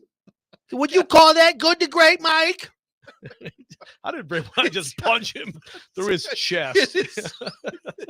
It's such a mystery how Kuharski has never just gotten absolutely punched. It really is. I've wanted to punch him so many times. But you somehow hold back. You know, you're like, oh, he might fall apart like a stewed chicken. I don't want to be responsible. I mean, Vrabel would seriously, Vrabel with a light slap would probably kill him, right? I don't know why I find this so funny, but I do. This has been an award-winning 15 minutes of radio. We should have planned this. We should have planned, Vrabel's greatest. I think the week of the show, let's do that. I agree. Let's do that. The week of the Patriots Titans game. Let's have a collage of Vrabel's greatest hits.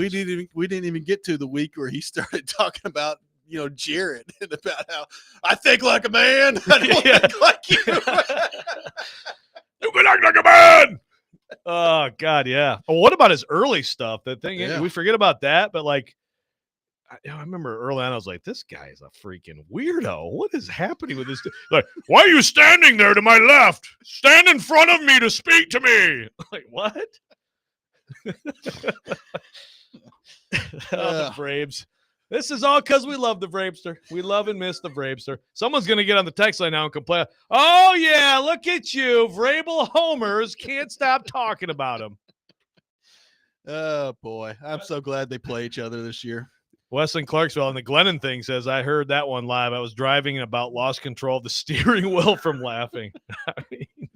I know you're saying something, but pardon me. Trey Avery, your thoughts on him? He's about to have an absolute meltdown. Trey Avery need to show you anything? Did you have another thought or no? I'm just curious. Well, It sucks. Losing. Awful. Like, where everybody's like, "Oh, this is about to be an epic variable." I really need this tray every question answered. I'm sorry. And every time I see Glenn, and he's like, "How many times are you idiots going to keep talking about the tray everything?" I'm like, "Well, probably until we're fired." And probably on July 18th, it's even more likely that it just somehow comes up. What an amazing moment. Let me ask you the question you asked to TD. Let me throw it your way. Your biggest hot take on who's making the team and your biggest hot take on who's not for the Titans as we head into camp next week. Yeah, you'd think that I would actually have an answer to that since I asked the question. I mean, I can't copy him with Restrepo, right? I wouldn't think so. Yeah. All right. Let me think of somebody different. Because I actually agree. I think Restrepo in, Jefferson out. I agree with that, but obviously I can't do that. Boy, someone else to make it. Oh God. I mean, when you have a roster like this, when you start looking at like deep cuts on a roster like this, they can be deep cuts. Boy, I don't know, man. I if you want to hot take it, okay. I say Chestnut. I'll go Chestnut. Okay. He and Mason Kinsey are perennial, training camp / preseason game stars. But the hot take would be Chestnut, because of special teams, outperforms the rookie from Michigan, Mullings. Although, again, that's my hot take. I actually don't think that's what's going to happen. But that's the first thing I can come up with. I'll go one for you. Okay. Thomas Odukoya makes the team. Okay. Wiley gone. Wow. Now It'll that be Chig and Helm as your two primary tight ends. Okay, boy. I guess we just found out here at the end of the show that you're a Josh Wiley hater. He can't stay healthy. He can't stay on the field. He's a 5th round pick. It's not like, it's some huge draft pick that you lost. And like, frankly, with Wiley's skill set and what he does, I think you can get that from Chig and Gunnar Helm. Okay. There's your hot take. Odukoya is interesting because he's been on the international player exemption. List, yep. He is he's talented. But he's a different style than what they've got, right? Yeah. He's a different style than Wiley. I don't feel great about that. That's my hot take. Yeah, if you're going to do a hot take, you got to do a hot take. That's a better hot take than my hot take. Good hot take. Thank you. We'll see what happens on that front. Yeah. But I just look at throwing the ball to the tight end. I'd rather them throw it to Chig and Helm than I would Wiley at this point. That makes sense. By the way, this brings up like last year's camp, David Martin Robson, who is on the roster right now. He was another example of whoa, this guy. And then you got to remember that it's training camp. Let's always remember in the next weeks to come, it's training camp. Very good thing to keep in mind. I'm gone next week, so hope everybody has a wonderful week. There will be a little PK. There'll be a little PK mixed in there next week, so we're looking forward to that. Hope everybody has a great weekend. We'll be back on Monday morning at 6 o'clock. DVD up next. Or is Chasing Big Joe up next? DVD up next. Yep. Can't keep up this week. Boom. You're listening to 102.5, 106.3 The Game.